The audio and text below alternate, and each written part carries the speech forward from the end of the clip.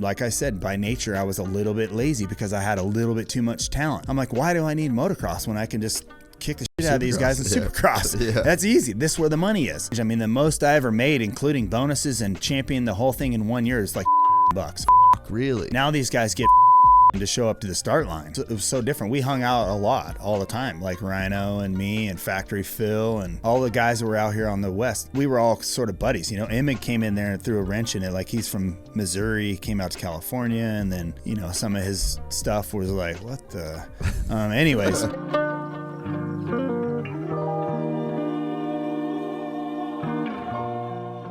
I met a gypsy. Now, if you've been following the podcast recently, you would know that we're on a massive health kick as we get ready to take on World Vets at Glen Helen in November of 2023. Athletic Greens is not only an all-in-one formula that helps me just cover all my nutritional bases, it's also the first healthy habit that I have that starts every single day. AG1 is packed with 75 vitamins, minerals, and whole food sourced ingredients of the highest quality that are able to offer gut health support, mood support, can affect your energy each day, and contribute to overall healthier looking hair and skin.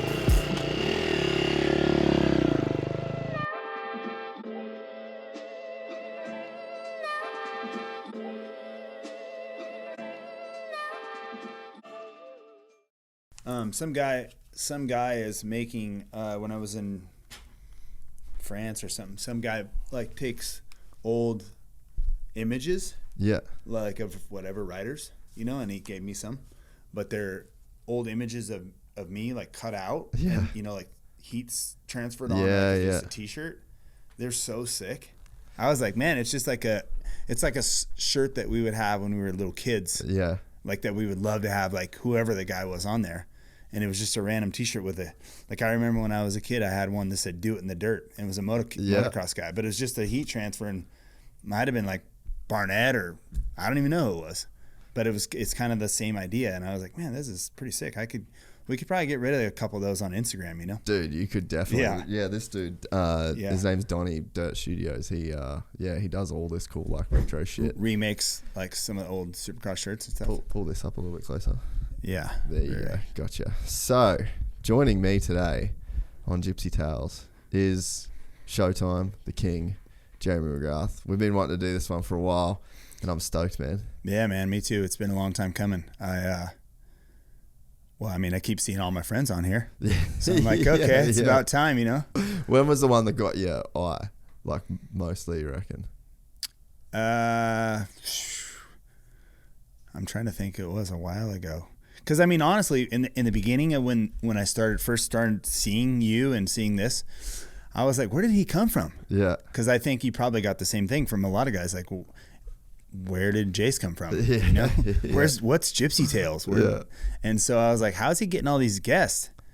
Because I don't know, maybe it's my own thinking, but I'm like, I'm sure that I would have met him. Well, we would have met like in passing a few times, and I've actually stayed at your ranch before. You remember when I was there, right? No, you weren't there. Oh, like for a DC shoot or something? It was for something with Jeffrey Hurlings. Yeah. So it was DC because it was Nate. Nate Hawley was there, and Hurlings. And I think you kind of left as I got there. Right. So, but I think we kind of met then. Then there was another day. It was a DC shoot as well. You were in the hills with Berriman, and like you guys parked in a different spot. So like I filmed all day and I filmed all this shit of you. Yeah. But we never like act. So we kind of had a few like sliding doors. Yeah. That's crazy. Wow. Yeah. Because I always was like, how do we not know each other? Yeah. You know. So then, it's good to be here. Yeah. No, it's cool because I feel like you've just nailed like your place in the sport post racing. You know, and it's like obviously you're the king of Supercross, like you've won the most. You built the sport in a sense, but you've just been able to stay relevant, stay in it. You're still racing, you're still around, you're involved in so you're still so in it, but you're not like 2 in it, if that makes, that. I think that's like kind of a hard line for a guy like you to walk. Like you're the best ever Supercross racer, right. So it's like it would be a weird balance to find. I mean, I think in the beginning it was kind of weird, right? Because everyone's easily forgettable, right? No matter how much you've won, to be honest. And I think it just boils back to the fact that I love my dirt bike and I love riding dirt bikes. Yeah. I mean, that's really what it's about. I mean, of course I try to do things that are in the eyesight of people and what I'm doing and representing companies and doing that stuff. But I've also found a really nice balance where a lot of it depends on how much I really want to work. Yeah. Right. So I'm like, okay, this is the balance. And I like to work. Yeah. Yeah. I mean, quote unquote work. Right. So it is, I'm a fan of the sport. I love it. It's given me stuff, opportunities and creative things that I've never would imagine, and especially to be able to work when I want to work. And, I just try to keep things fun. People ask me like, hey, why don't you do TV? And I'm like, well, I did a couple shows of TV. That's good. I want to just do a couple. That's not that fun. Yeah. I mean, if I'm going to travel the country, that's a job. Yeah. I want to be paid for that. Yeah. And in this instance, it's more like, hey, come on as a couple guest appearances, and I'm happy to do that. I love it. And the same thing with some of the instructing or coaching or whatever with some of the riders. Another one. I'm not looking for another job. I'm not what I would call a job. Yeah. Yeah. I've been at the track every day of my life for however many years, right? So I'm just in love with the sport. I love the community. And I love to do it sort of my way. And if anyone knows my career, they kind of know that I just sort of picked my own line and did my own stuff. And sometimes it works and sometimes it didn't. A lot of times it did, and thankfully. But I still have a lot of fun with it. Keep my face out there, do some fun stuff, try to just manage that part of it. Yeah, well, I think that was the vibe that I took from Mammoth. So obviously a couple of weeks ago we were hanging out together in Mammoth, and it was so cool for me to, like, because I obviously grew up in Australia, so like I never really got to watch you ride. I think it probably was the first time I ever saw you race in person. In 2 weeks, in like Mammoth. A month ago. Yeah. No way. Because like I didn't come here. You were retired by the time I got here. Right. But dude, it was just so fucking cool to see. Like fun, like watching you ride, watching you race. It was just fun. Like we were all on the side cheering you on. You knew we were there. I remember because the battle got tight there at the end. I dropped down and raced the 40 class, and one dude was keeping me honest there. So I was like, oh man, and I could hear you guys all right there at the side. It was pretty sweet. I mean, those opportunities are few and far between these days, right? It's not like I'm racing in front of thousands of people anymore. And those are fun, and I could hear all you guys, and it made it a lot of fun. That was tiring. It was just like I don't know, for me, like, they say sometimes never meet your heroes. And it was like, I got to watch one of my heroes ride in like a kind of obscure race, compared to like what you've done. Sure. But it was just fucking so moto. Like you got the whole shot and you were having to play some games and we were cheering you on. We could tell you were getting tired. Old mate was trying to pass you. Like that dude wanted to pass Jeremy McGrath. We wanted you to win. And it was like, it was just such a cool, fun thing. I think that was a cool moment for me to be like, man, that's why this dude won all these races, because he loves riding so much, and it came out. So it was kind of cool that it was like the one time I got to watch you race, and it was a kind of a obviously it wasn't winning a Supercross or whatever, but it was still so sick. It's funny because like me going into that race, it wasn't like, oh, hey, I'm going to rely on some of my old strategies or whatever. It happened. I was getting tired. That dude was kind of getting closer to me, and I was like, man, okay, I had about a 4-second lead, but then he was kind of eating up the gap a little bit, and I was like, and I was getting a little bit tired. I'm like, okay, man, do I try to blow everything I have right now, or do I let him rest on, I rest one lap, let him eat the gap up, get close, and then just give it everything I got on the last lap. So it was fun for me because some of the strategies came back from actual real racing, and was able to pull it off. And so it was it's always nice. I'm older now, to get some re-encouragement. Okay, cool. Yeah, you still have a little bit of something in there, which is kind of fun, so. Nah, and like even, coming down the downhill and you got that right-hander, and that was just such like, me like getting to watch that one turn was like, that was a Supercross turn. Yeah. Right there, you it was just like that same style, and it was just a cool moment and cool to see that for all these years and everything that you've done, dirt bikes is still just so much fun. Yeah, that's cool. I was so stoked to see you guys there, meet you, of course, and then hear the cheers, for that last there was a little bit of drama there. It was pretty fun. But first and foremost, it's just the joy of riding a dirt bike for me is still there. Yeah. And that's exactly why I started. I think we all start riding dirt bikes because we love it so much. Yeah. Unfortunately, sometimes it turns into a crazy job, and a lot of times, pros, they end up maybe racing a little bit too long, where they get a little chip on their shoulder for the sport itself. Yeah. Because it's tiring sometimes. There's a lot of people pulling on you, a lot of responsibilities. And you got to train, and you got to, of course, the years after I retired, it became even more serious and more corporate, and more like, hey, a lot of pressure. The 90s, we always say we had a blast. We were able to have fun. We were able to be serious enough to, make a career out of it, and not be so stressed out that, it made me hate the sport. Yeah. I think I always wanted to, and I always wanted to retire before I didn't like my dirt bike. Yeah. Now the ending of my career wasn't exactly how I had the script written, right? It was just a little funky, a little weird how that how that all worked out. And it's not like, if I would talk to myself in 96, like, okay, what's the end of this thing going to look like, right?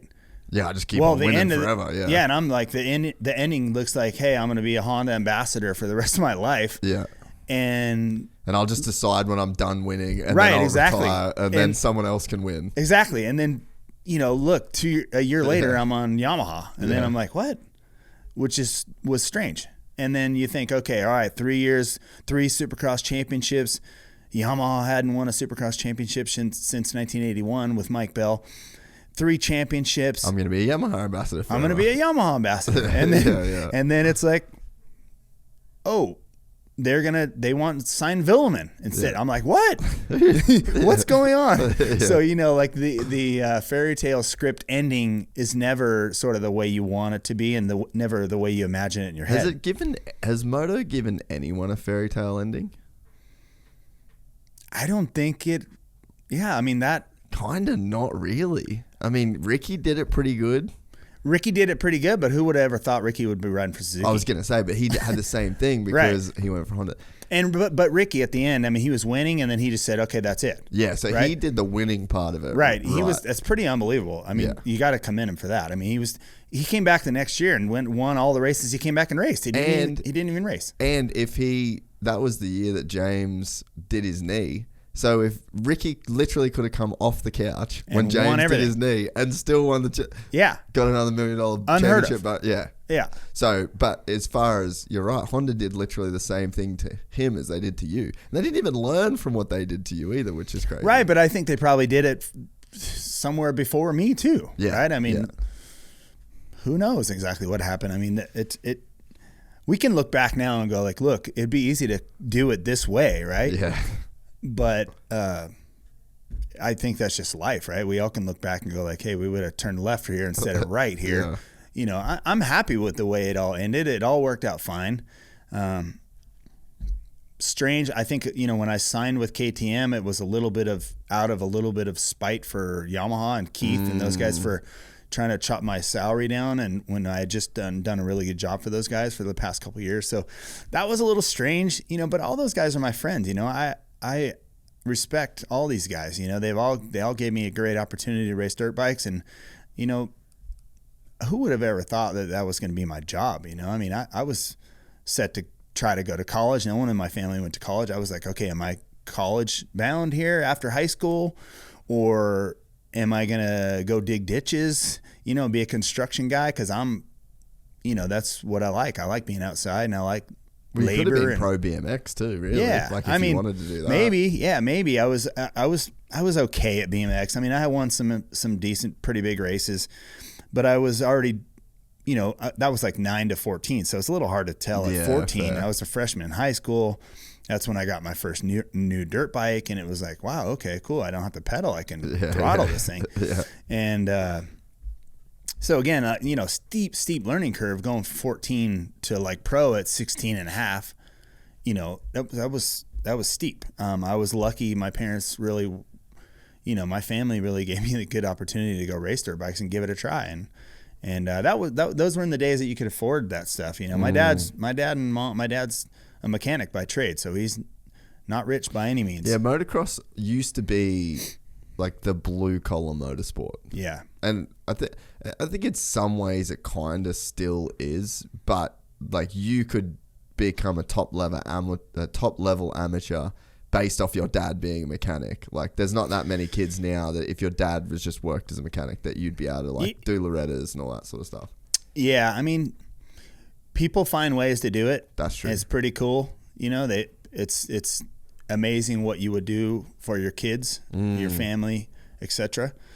You just find ways to make it happen, and that's what my dad did. He worked extra hard to get us to go to Lorettas, and we'd take those 2 weeks a year and do Ponca and Lorettas, and we'd hit up Mammoth, and there was those 4 or 5 races a year. We never made it as far east as Florida to race.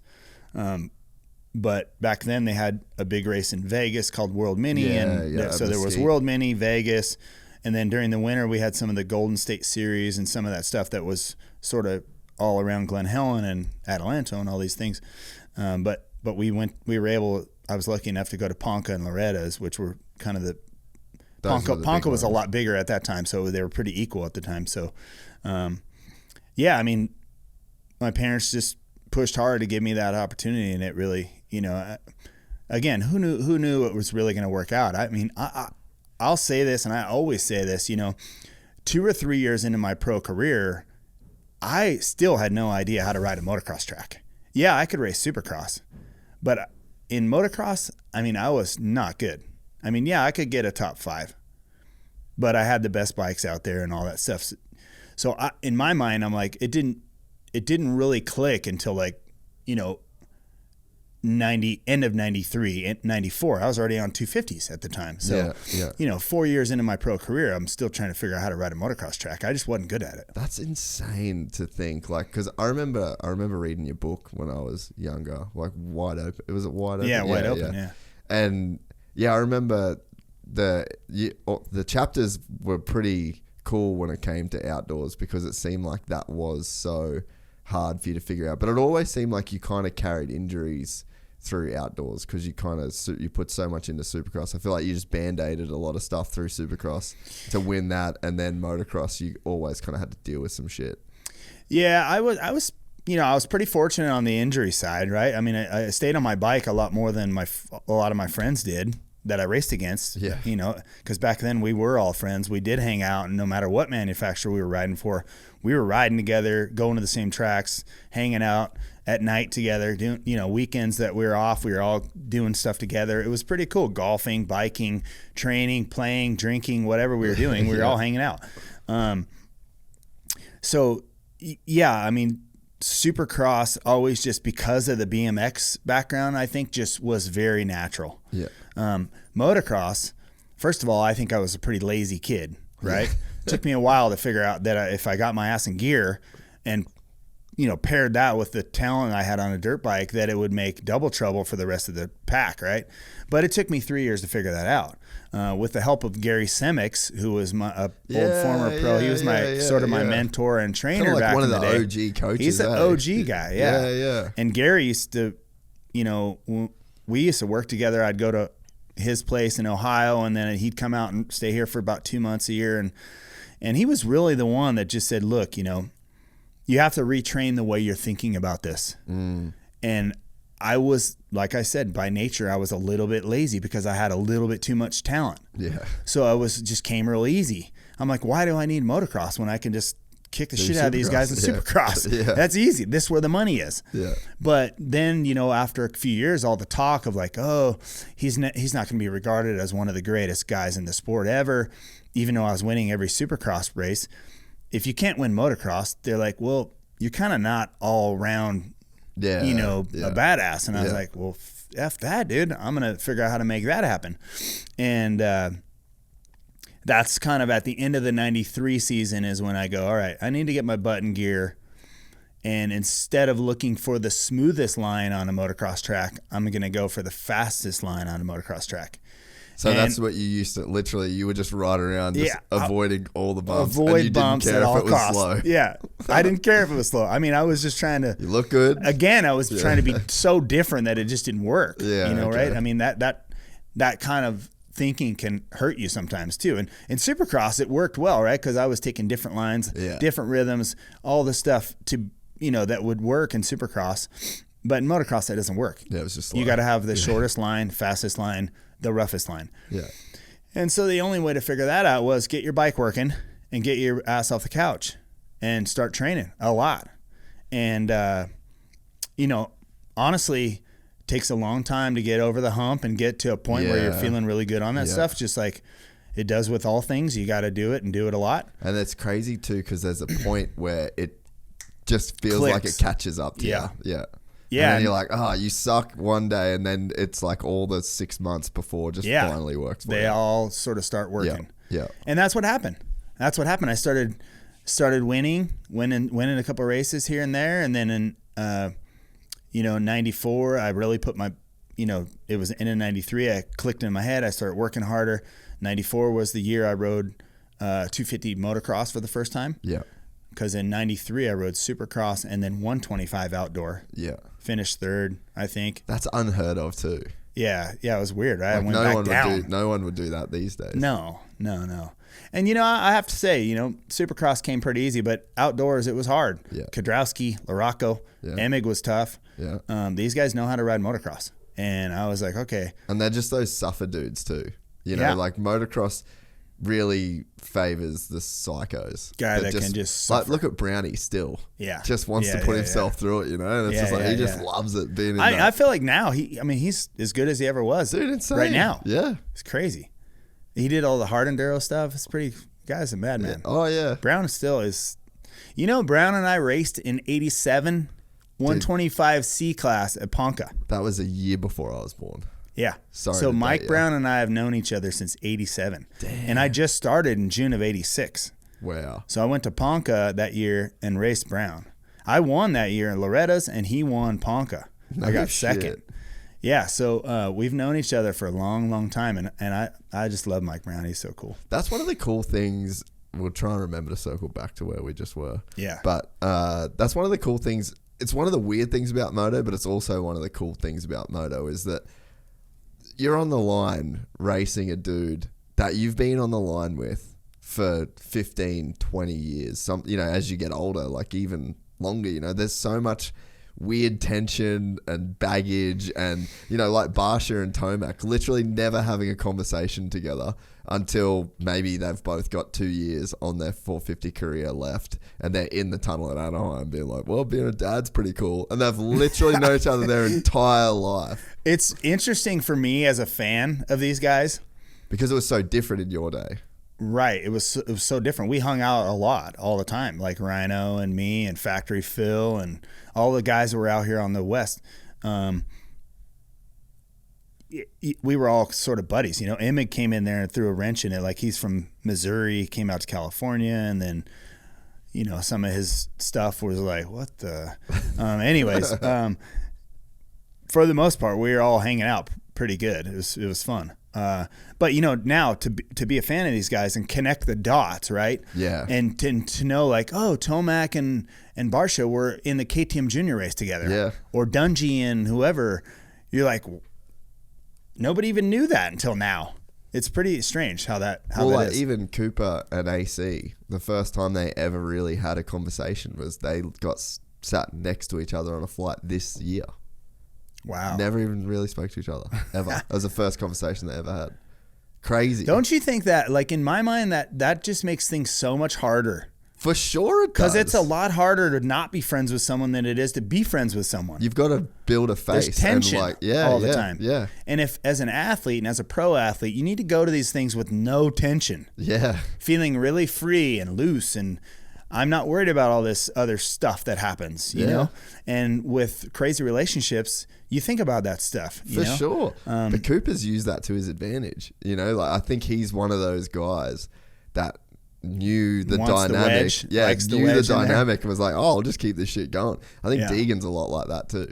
Like you think him at the Star Factory, at the Star compound every day, just swinging his dick around like this little asshole teenager. There's just like flashes every single thing. Like we were talking about it the other day, and you know, you're at those facilities now, and it's like football. It's like scrimmage. Yeah. You know, every single scrimmage, you're like trying to win. Then you get a cocky that's why these dude kids like become that. so fast. Yeah. Too. There's part of that you know, you want to be the swinging dick every day. Yeah, because that dynamic's there whether you like it or not. Yeah, and I mean, you're 17 years old. No one's going to tell you you're not that guy. Yeah. You know. Yeah. When I was 17, I was in high school, just barely quit working Vaughn's to ride dirt bikes and going to Paris and racing for $200 on Saturdays, right?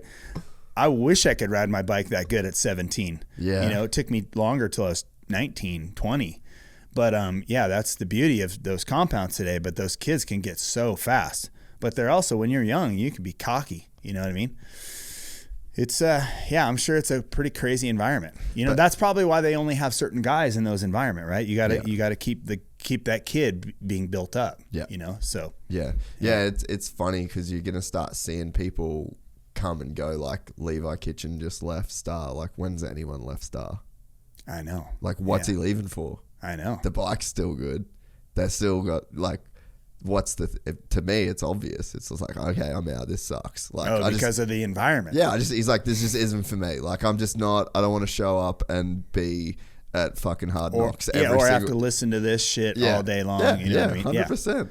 Like and so that's that whole, like, I think you probably had it different because you were just like the Fonz forever. Like, you were the coolest dude. You were with, like, so what tension have you got? You know what I mean? Well, I never felt like I had any tension, but I never was Jeremy McGrath's teammate either. That's what I'm saying. Yeah, right. Yeah. So for me, I was, I was just like chilling. The fun atmosphere. Yeah. Right. I mean, me and Lamson had a good time. Doug Henry was we were on the team together. It was super fun. Jimmy Button and I were, best buds throughout our career and just had so much fun together. And motocross was almost second. Yeah. We were just like, we were enjoying life and having so much fun and like listening to the new rap music and just cranking the tunes. We had the stereo and the semi and it was just normal stuff, Yeah.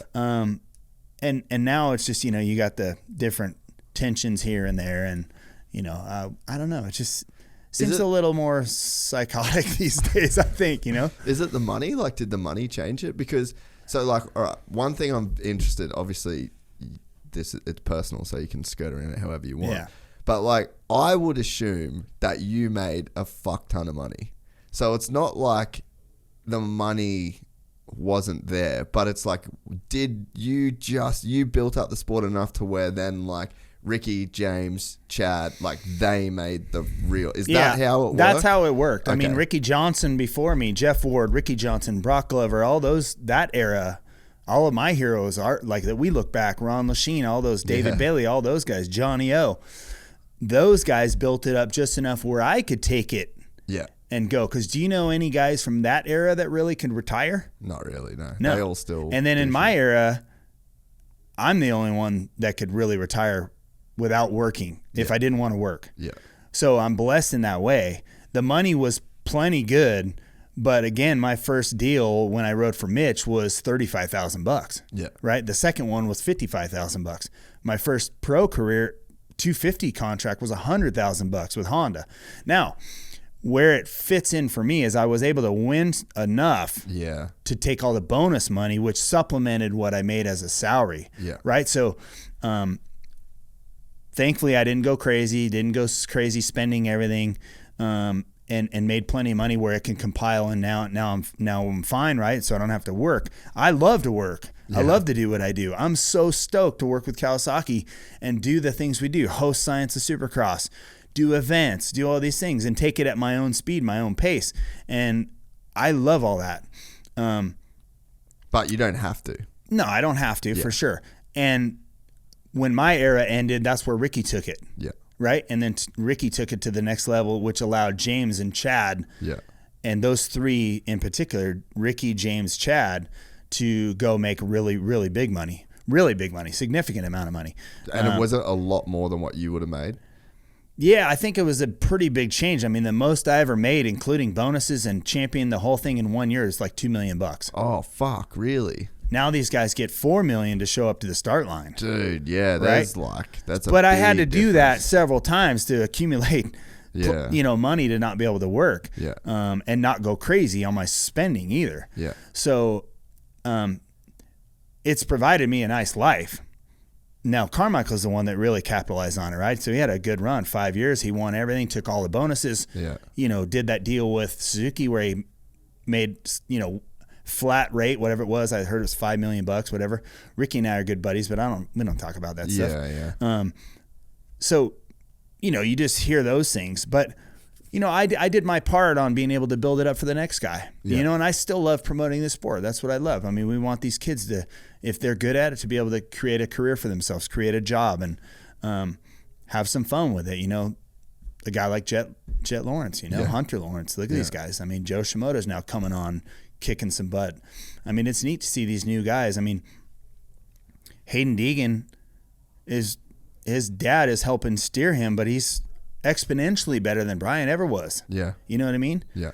And Brian, you talked about earlier, about the conflict. He needed that conflict to do what he was doing. Yeah. Now, some would look at that and go, man, what an asshole. Why is he doing that? But that's creative genius, right? Oh, for Look what he sure. did. Because Travis didn't even have to get the joke.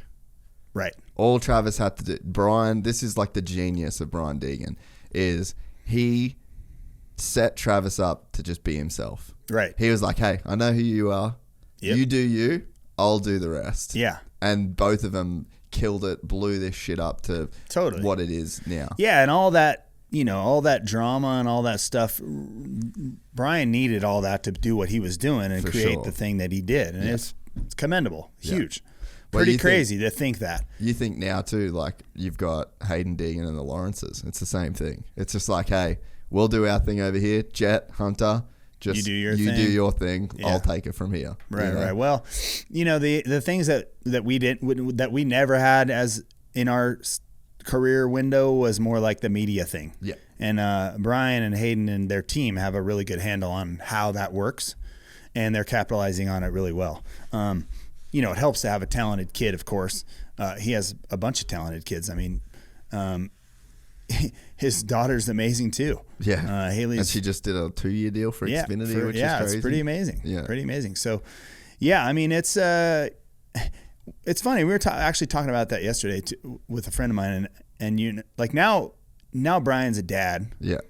He's mentoring his kid, but he's not going to tell his kid to act like he did. No. Right? So he's going to say, do the opposite of what I did, because now it's working for you. Yeah. You're a winning dirt bike rider. You can have this career in the corporate world and do all this stuff, which sort of Brian was trying to get to that part, but he didn't make it there, so he had to create another avenue. Yeah. Genius. Yeah. So, it's it's crazy. The world takes you in different turns, and when I was racing back in the day, and we were kind of the racer guys, and then that freestyle thing came out, and they were acting crazy and rebellish. We were like, what the hell? These guys are tearing down everything we built. We're trying to build up here. Yeah. So it was this constant little battle. That's real, bro, because I remember when I first got here and I was working for JDR KTM. That's what I first did. Oh, okay. And we'd go to these like sponsor meetings and shit, and they'd be like, oh, like the Crusty Demons. Yeah, that doesn't really fit our vibe. And we're like, no. It's not Crusty Demons. They're like these metal militia is what they would say. Yeah. And then we're like, no, they do that shit. We do Supercross. Like we're in the state. Racers. We're the racers. We're like the clean cut American, Yeah. But everyone, no matter where you went, no matter what meeting you went in, they're like, oh, Brian Deegan, metal militia. Yeah, no, I'm not interested. And we're just like, fuck. Yeah. That was the connotation that everyone had with just two wheels after those guys did their thing. Yeah, I mean, it's kind of the way I look at it is it was very impactful, right? Because we were trying to go corporate over here, trying to win races, and that's why we have a starting gate, and we want to kick the shit out of the next guy on the starting gate. Well, they're over here getting judged by a contest and all this stuff, and we're like, that shit ain't real. Yeah. So, there was always this constant little thing. But it's a little bit, the analogy is a little bit like, say, what Hell's Angels sort of did to motorcycling in general, right? To just in the any 70s. Harley. Some dude riding his Goldwing down the street on a Honda. People are like, look at that dude, he's a rebel. Yeah. And the guy's probably the nicest dude in the world riding his bike. Well, that's what those guys did to moto racing. Yeah. And again, to go out and create your own line and just create an avenue for yourself, it's so commendable. I mean, to be able to just have enough nuts to just go out and like, this is our way and that's what we're doing, and have it work, that's pretty cool. But you timed, I think, to your career the best, in the sense that you made enough money to retire, but the money didn't spoil the fun. Yeah, because then it seemed like once it got past you in terms of USD every year, then that stops being as fun. And, everyone's sort of, it starts to get a lot more pressure, a lot more on the line. Then people, then I think Ricky's with the training side of things. Right. I think that was what I was going to say, is the model itself for being a pro racer changed. Yes. Right. So people always look at me and they go, man, he had so much fun. I don't think he trained very much. He just so much talent. He was out there just winning and got out every night drinking and whatever. It's so funny to me because I wanted people to think that, right? That's what I wanted. I wanted my competitors to think that I was out on a Monday night or Tuesday night drinking or something. Yeah. When I wasn't, I was busting my ass. But I wanted them to think that. I wanted everyone to see that, like, oh, he's got that party boy, mentality, whatever. He's just in it for the glitz and the glam. Yeah. Well, that really wasn't the case. So it was funny when people say that. I used to love it, right? Because that means they're not working.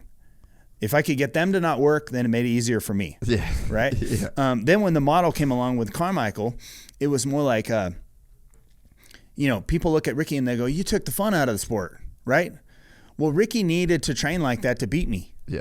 Because he didn't have it at first with Supercross, where he was trying to make that transition. It just really didn't work. So he figured out my weak points, right? Lap 18, lap 17, 18, 19, 20, whatever it was, and goes, look, with the help of Johnny O, we're going to figure out how to just be better at fitness. Yeah, be there for and this race laps will come to us at the end of the race. Yeah. And it did. It did. That's what he worked it out. They had a good strategy, and I wasn't prepared for that. And how hard is it to get fit for 17 laps of Supercross versus 20 laps? Like, how hard is that extra 3? Oh, it's so hard. I mean, that's honestly probably 30%, right? Yeah. Because, when you go into AT, which is anaerobic threshold, when you get over AT and you're pushing it, it's like an hourglass. You only have a couple laps left, right? Yeah. So if I hit AT at like lap 15, 17 came pretty good, but about 18, 19, 20, if someone was on your ass, you're like, all right, kind of like my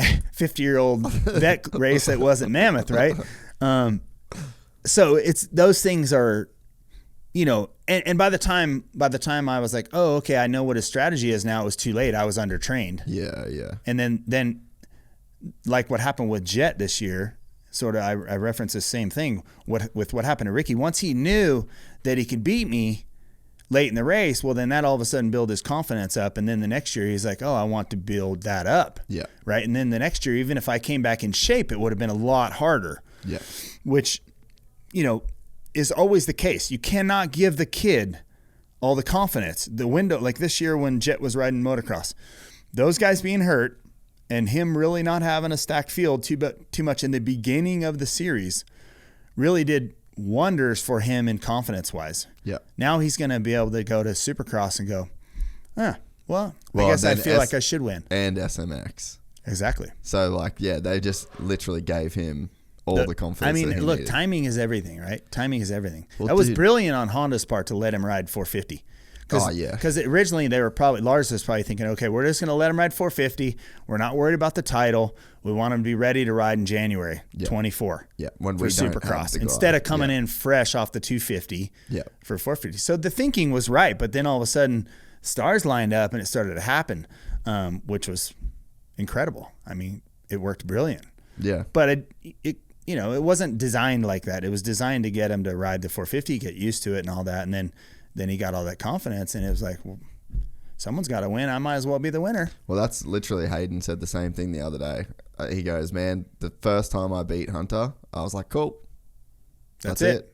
Now I'm going to beat him every week. That's it. It's like literally for a dude like that that's used to winning, it's just that simple. Yeah. Like you beat that one guy once, then you go, okay. And I used to say it all the time, like whole shots is kind of like that because it's sort of a mini race within the race, right? Oh, absolutely. And there's guys that like you want to think you can hopefully get the whole shot, or there's a guy that just knows they're going to get the whole shot. And it's like, if you just think you can, you can't. If you know you can, you can. That's sort of, that seems like the way it works. Yeah, I think I agree with that. I think, you know, like when I went to the line, I was like, well, I'm gonna get the whole shot. That's just I didn't go there for a bad start, but there's a guy like, you know, Mike LaRocco, for instance, like he probably got like 3 whole shots in his life, right? Because he just went there going, man, I'm screwed. 100%. I'm going to get a bad start, you know, or whatever. I mean, look at AC. He gets great starts, gets out in front. I mean, it's so much easier to win races from the front than it is from the back. So, you know, it's absolutely that way. If you go there believing you can and you feel like your technique is there and everything, once you get a few, it's infectious, right? You go, okay, I'm going to get the whole shot. But you almost can't do it without knowing that you can first. Like there's a weird chicken and the egg kind of thing that happens, and then like once you get the first one, then it sort of impacts that mentality. I mean, I think whole shots are a buildup of everything else that's happening too, right? I mean, you start to crack the code. Yeah, do you even want to get the whole shot? Start to crack the code on motocross. You're like, oh, okay, yeah, I'm starting to win here. Okay, and you start to put the whole thing's like a puzzle. You just got to put it all together. Yeah. And once you get the confidence, if we're gonna go race around this circle right here? Once I have the confidence, I'm going to be the winner at that race too. Whatever it is, you just go like, all right, it's a mindset, right? And you can see the kids out there that have it and the kids that are getting it, or you can see it building up along the way. And it's a hard combo to beat in certain kids, like Hayden Deegan, for instance. Like once he believes he's going to be up there, he's just not going to not be up there. Yeah, I got the best bike. Won all these races, super fit. Okay, cool. Like you check the boxes and then just go and do the We're thing. going to win. Yeah, there's no searching anymore. Totally. You know? Yeah. And I've been around guys and maybe were in your career at points where you're just like looking for answers. Like I remember Joey Savacci when he rode for JDR. Yeah. You know, it was like he was just looking in all these different places for all these different answers. Granted, like he's a fantastic rider. Like fantastic. He figured it out. But it's like you could see a kid in his first season of Supercross just like looking for the answers as opposed to just knowing you've got all the boxes ticked. And that shit just takes like so long to build up. Like you said, it was like 3 years for you. Right. And you know, let's take Joey, for instance. I mean, he would get great starts, but even all those great starts he got, he still didn't believe that he needed to be up there or belonged up there. Right? I mean, that stuff should just take over. Yeah. You know? Yeah. There's 22 guys out there on the starting gate for Supercross. Yeah. And probably 2 believe that they could win. Yeah. Right? Even though they can all lead laps, there's 5 or 6 of them that can lead laps. And if the stars all line up, that one guy that maybe we are not sure could win can win. Yeah. But for the majority of the time, the guy that we know feels and believes he can win is going to win. Is going to win. Yeah. Yeah. Cream always rises to the top. They're all great riders. I mean, with the addition of new teams coming in, I mean, think about how many factory riders are going to be on the starting gate now. Yeah, which we need. Like, it needs to be full. Supercross is such a weird sport. It's like I guess a different point entirely, but where you can just like show up and race. Like if I got my license to race Supercross, in a few months' time, I could roll my bike into the stadium and just have a crack. Like, kind of weird in a sense, you know. It used to be even easier, I think. Now they make you get a pro point somewhere. You got to race arena cross or something like that. Yeah. But yeah, it is. Like, could you imagine the NBA if you've got some dude outside of Madison Square Garden on like a pickup half court that's just crushing it, and then he's like looking at his watch like, fuck, I've just got to go because I think the Madison Square Garden game, I'm going to try and get in. It's like, no, bro, you can't play here. Like, this is not this is not how that works. Like, it's just a very weird system that we've got. And I think that with Ducati, Triumph, like these more manufacturers, hopefully we could see a full lineup of, you know, factory rides. I think you could change the schedule so much better for that. Like, there's so much.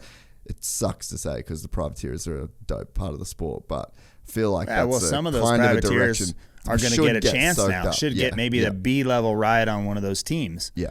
You know, it's going to be interesting to see how it lays out. You know, there's going to be a lot of factory riders on the start line, right? Yeah. There's a chance now that factory riders might not make the main. Yeah. Right. If in time when those teams all come in, there's going to be a time when we'll see factory riders. Oh man, he didn't make the main tonight. Yeah. Which is going to be a weird thing, you know. Yeah. So do you follow MotoGP quite a lot? Eh? Absolutely. All right. Yeah. So what's your theory on why Ducati are entering motocross? Have you thought much about it? If you had to guess. Well, I think this. I think sometimes.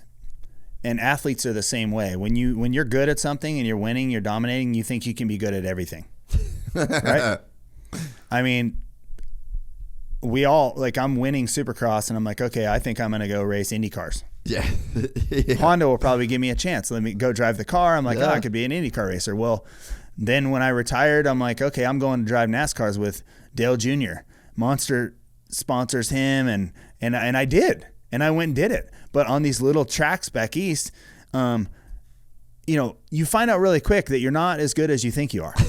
It's freaking hard. You know, I'm a dirt guy. And I was like, when I went to drive on the asphalt, I was like, car gets a little loose. You're like, you get out of the throttle. And these guys are like, you know, just like they grew up doing it. It's like a boxer not flinching when someone throws like a jab. Like it would if someone was doing that to us. We'd be like, whoa. He's a guy. Yeah. These guys can see stuff because they grew up doing it, right? Yeah. And it's the same thing. It'd be like if we took any one of those guys and put them on a dirt bike, they'd be like, what?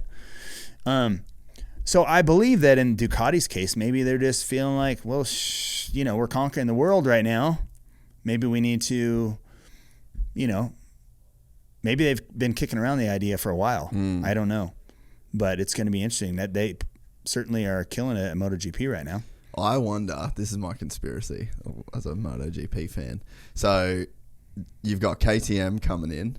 They're probably the only real threat to Ducati in MotoGP. Right. So KTM over the last few years, to me, it looks like they've pulled back. And I know like some shit about the business. Some inside stuff. Yeah. So it's like they've pulled back massively in all of these other avenues. And that's all off-road motorcycles, right? Yeah. So they've been able to have such a crazy quick rise to the top of MotoGP because they've kind of pulled from everything that they're already dominating on. Yeah, focused on that. So they're like, oh, well, to your point, we're killing it at everything else. Right. So we can start leaning this shit out. And then do something else. We'll put it into MotoGP and we'll catch up quick. So I wonder if this is Ducati's way of trying to get that money away from the MotoGP stuff, put it back into the dirt side of things because... But, I mean, Ducati's never had a dirt... Have they ever had a dirt... Anything built purposely for dirt? I'm not sure they have. Well, they've done... They had like an adventure style bike, right? Adventure stuff, basically. Yeah. And like, I don't know, maybe some of the scramblers or whatever. But yeah, that seems so crazy to me that in 2 years we'll have Triumph and Ducati. Like two... In dirt bikes. Huge companies racing Supercross. It is strange. When you think of those names, you only think street. Yeah. Right? And it has Caroli. Did you see the thing about Caroli going to Ducati? No. So yeah, that's their team manager. So I don't know whether I just saw it on Instagram, but I know Italianos love other Italianos. Yeah, right. So like that whole to take Caroli away from KTM, it just to me the optics of that scream like Ducati trying to fuck with KTM. This goes back to our conversation 10 minutes ago. Wouldn't you think Cairoli would ride off in the sunset as a KTM ambassador? For life. Right, but here we are. He's an ambassador for them, and the window's open for him to go do something else. He's the team manager. Right. For the factory team right now. And like, he's just like, ciao, Bella. See ya. Yeah, I don't know. I just,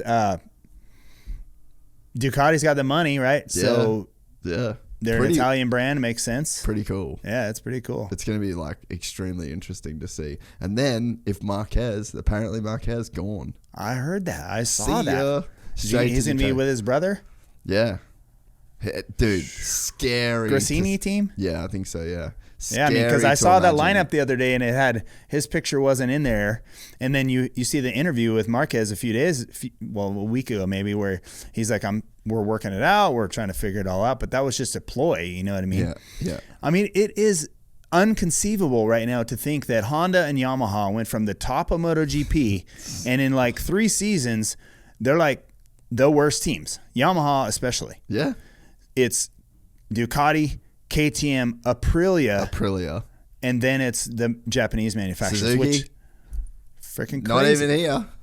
Insane, dude. Crazy. And the top of the class is like 6 Ducatis in a row, or 5, or whatever it is. You know, and every week. Maybe the best rider of all time is going to leave factory Honda, which he was unbeatable on in 2019. Yeah. Was it 2019 the last time he won? It was 3 seasons ago. Unbeatable.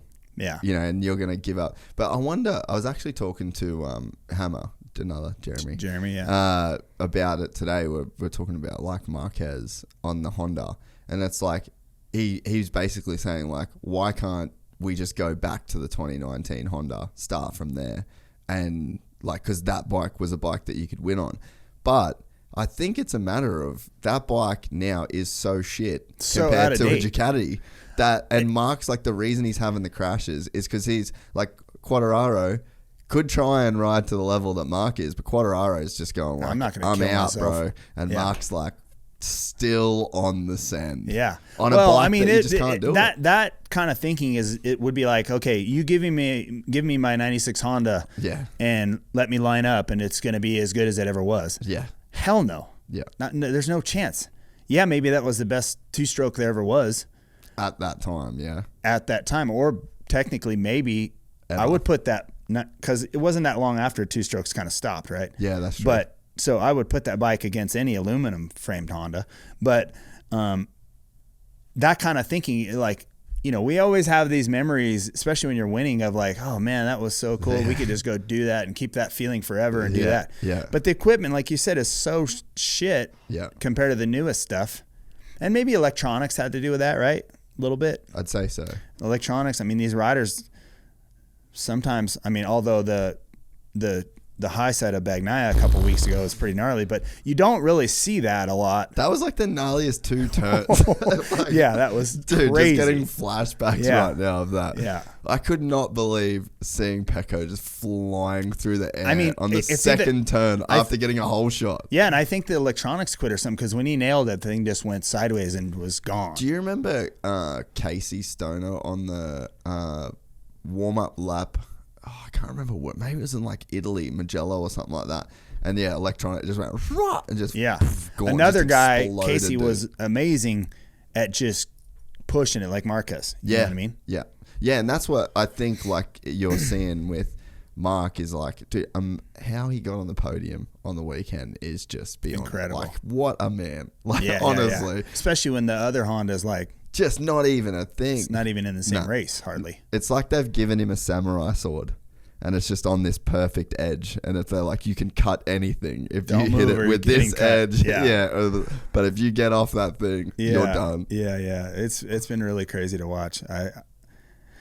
I don't know all the ins and outs, but I'm a fan of MotoGP, and KTM's rise up has been really neat to watch. Ducati's been, I know when they first came in with, Casey and the other dude, Caparossi, was the other rider. Yeah.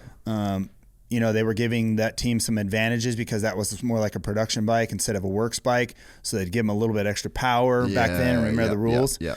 And I don't know if all the rules are still even or they're still riding like maybe not a full works bike. So they get some of these advantages. But, I mean, you work within the rules you're given, right? I mean, Ducati's done a great job at that. So, as a fan, I'm a little I think it's a little weird with all the aerodynamic things they got, and then they got the suspension that sucks down out of the corners. You're like, what? It's a trip. They're riding spaceships, bro. Right, they are, totally. And I think it takes some of the riding out of it. Yeah.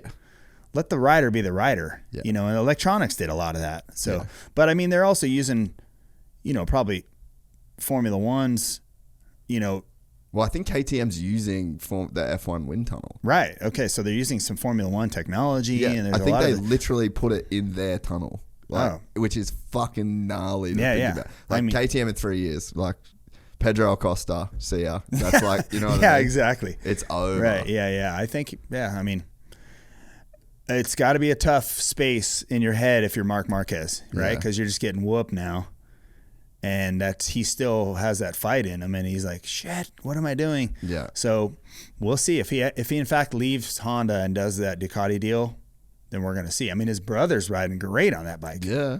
Right. So we'll see. It's interesting. I wonder if Honda stays in the sport. Like, it just seems like such a crazy big deficit to overcome. I mean, Yamaha's with him though, right? Yeah. Same thing. And Suzuki, and then they bowed out. Like, you just got to get to a point where there's no Cowie in there. No. Been a long time. Yeah. I think if you're those other manufacturers, Ducati, KTM, Aprilia, you want to make it so the other ones stay in. You have to. Yeah. So you want to either give them, Ducati got an advantage for a while. Yeah. You want to now take Honda and give them an advantage and give Yamaha an advantage so they can get back up and they can all battle. Yeah. I mean, it's good. Yeah, they're dominating, but it's good for the overall health of the sport if you have everyone battling together. Yeah.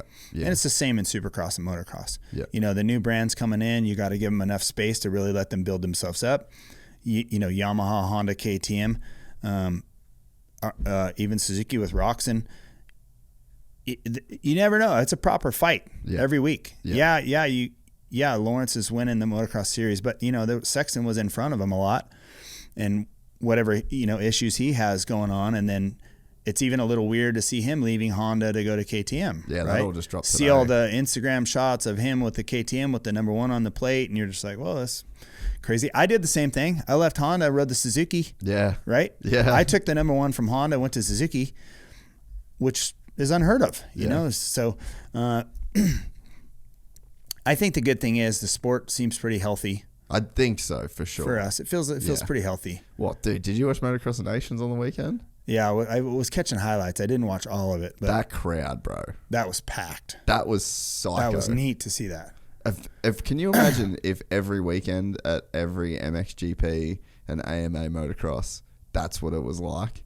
I mean, that's the potential's that there. Track looked pretty fun. Dude, for real. That looked pretty cool. It looked not for me, but it looked sick. I mean, there was some gnarly jumps on it, but one of the things I always thought was weird, and I raced Europe plenty of times, right? So one of the things I always thought was weird that they have their corners sort of like this round corner instead of just like a point where you could come in and their corners are all fenced off. So so the passing situation versus like an MX National versus an MXGP, the way they shape their tracks is very you can rail the outsides is kind of how you pass there. Yeah. Because you're not getting on the inside of a guy. No. Where on our tracks, you can get up the inside and slam a guy, knock him out of the way, whatever. Yeah. And I think it's due to the way they shape their corners. It's more of like a inside, like an apex on the inside. It's not like just like a point right, that you're turning exactly. around. Yeah. And so I always, that's the uniqueness of the European tracks is the racing looks so different. You see a guy like Hurlings or even when Cairoli was in there, those passes they make, they got to just go like 20 miles an hour faster than the other guy and just rail the outside, and then they come out together and did you see the first? You didn't watch all the first moto. Did you see the pass that Fevra put on Prado? No, I didn't see it. Was it awesome? It's literally exactly what you said. Yeah, like he railed this outside right as hard, and his bars didn't have any side to side movement. Just it was locked one in. Yeah, it was absolutely beautiful. The way that he did that. But it speaks to exactly what you're saying. Yeah, those guys haul ass, man. I mean, for motocross stuff, I mean, they're incredible. Well, you watch those guys. When I saw Hurlings a few years ago at Motocross of Nations at Redbud, he looked like he was dirt surfing that thing. He looked like in a different class. than anyone. Like, and he was. I mean, he was. He was just railing. Like, our American guys didn't even take the lines he was taking. Yeah. And he was, 5 seconds a lap faster than they were. So it was really, really cool to see. I mean, those guys haul ass. There's no doubt. Yeah. So you talked about the 96 CR250. We might as well just go and spend the next 20 minutes talking about it. That's my favorite bike of all time. That's one of the most iconic bikes of all time. And I think 2 years ago, right before COVID, I was doing another bike build. It was on on Facebook Marketplace. Found a bike I needed to buy to do this project, and then I saw a 1996 CR250, all original, and it was right before COVID. I think I paid $7,000 for it. Really? Aussie.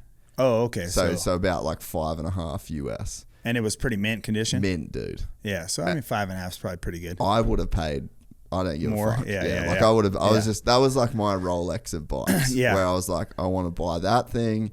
Never Did you ride it? Oh, yeah, dude. Okay, I've fully it's a fun bike to ride. Unreal. I want to do, I've got a build idea. I wish you weren't a Cowie ambassador for one project, because I want to build that bike to be like a resto mod.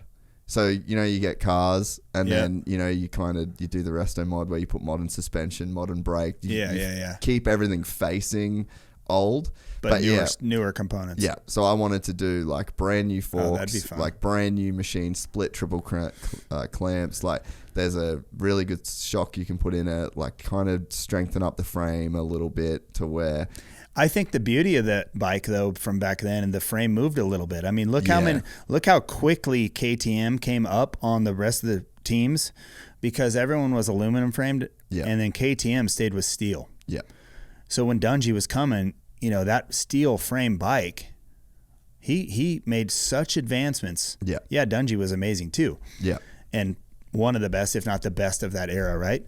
But you're completely right. He had a friendlier bike, and for a long time, all the manufacturers, the aluminum frame started out in a really bad way.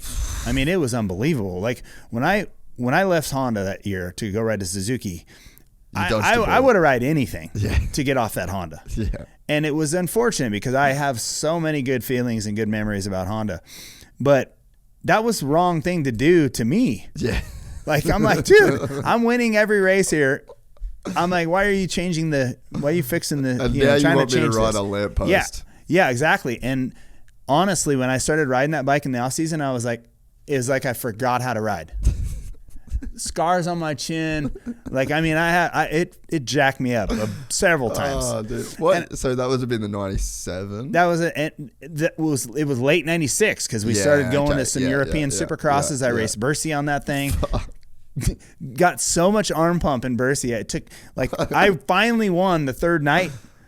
But it was because my arms were so tired they couldn't pump up anymore. I was going to say all the lactic was gone. Everything was gone. Muscles, everything was gone. I finally won a night of Bercy on that thing. And then we went that year to Tokyo Supercross and some of the Japanese races. Cool. Again, scar on my face, got knocked out. I was just like, what in the world happened? And I'm in the middle of all the contract stuff at that time.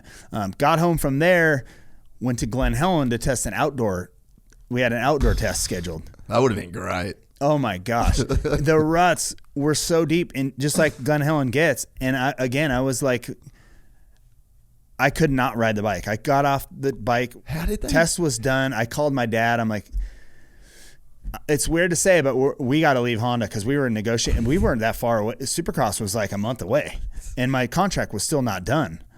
And, thank goodness it wasn't done, because that would have killed the rest of my career anyway. Because how long were you going to sign for? Well, it would have been at least 2 years. Yeah. Right? So probably 2 years with a third year option. So that was probably would have been, I was just that's it. Yeah. 96 Supercross champ. Had my best season ever, 14 wins out of 15. So the negotiations were going fine, but it was just slowed a little bit because of the bike. And then I made my final decision on that. And there's no fixing that thing. Like there's no clamps and there's the proof is there, right? I left Honda thank goodness for Mel Harris and the boys at Suzuki. They gave me that opportunity, went over there. And yeah, the bike wasn't perfect, but it rode good. It was fun. We had to put the conventional forks back in the closet and get the upside down forks back on the bike. There was a few things.